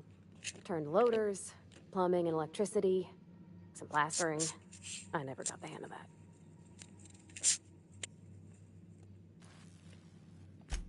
I'm not exactly a model employee.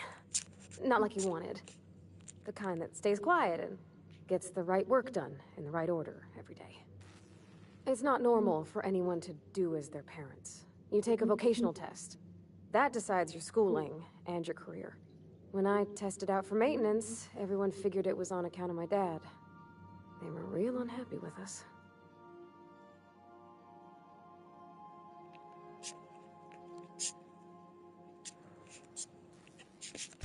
Well, I'm good at making things work the way they ought. Not so much at doing such to somebody else's schedule. There's times I'm working deep in the guts of a loader, getting it all running perfect. Then I look up to see it's tomorrow, and I've blown another deadline. Anyhow, I was happy to get back home. I didn't care much for schooling.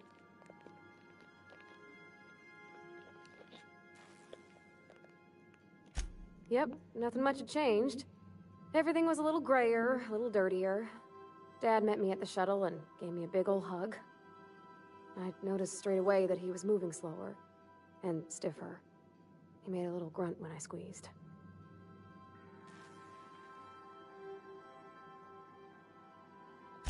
About a year. I tried to do more of the work so he could rest. His heart gave him pains. Dad never said that he loved me, you know? I knew on account of him showing it. How he'd stay up late to help with my projects or listen to my fretting. Oh gosh, look at the time. Sorry to bend your ear so long. And I got so much to do before this ship's in decent shape.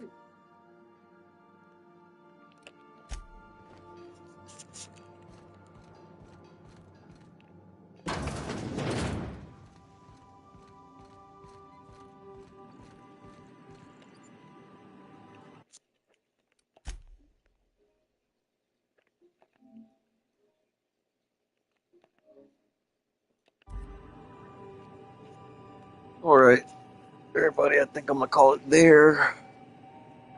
I'm gonna stop streaming. I'll watch some, I don't know, probably some Naruto or something. And, play some Destiny. It was good having you guys around, hanging out. Well, I'll catch y'all later when I stream another one. Have a good night. Peace.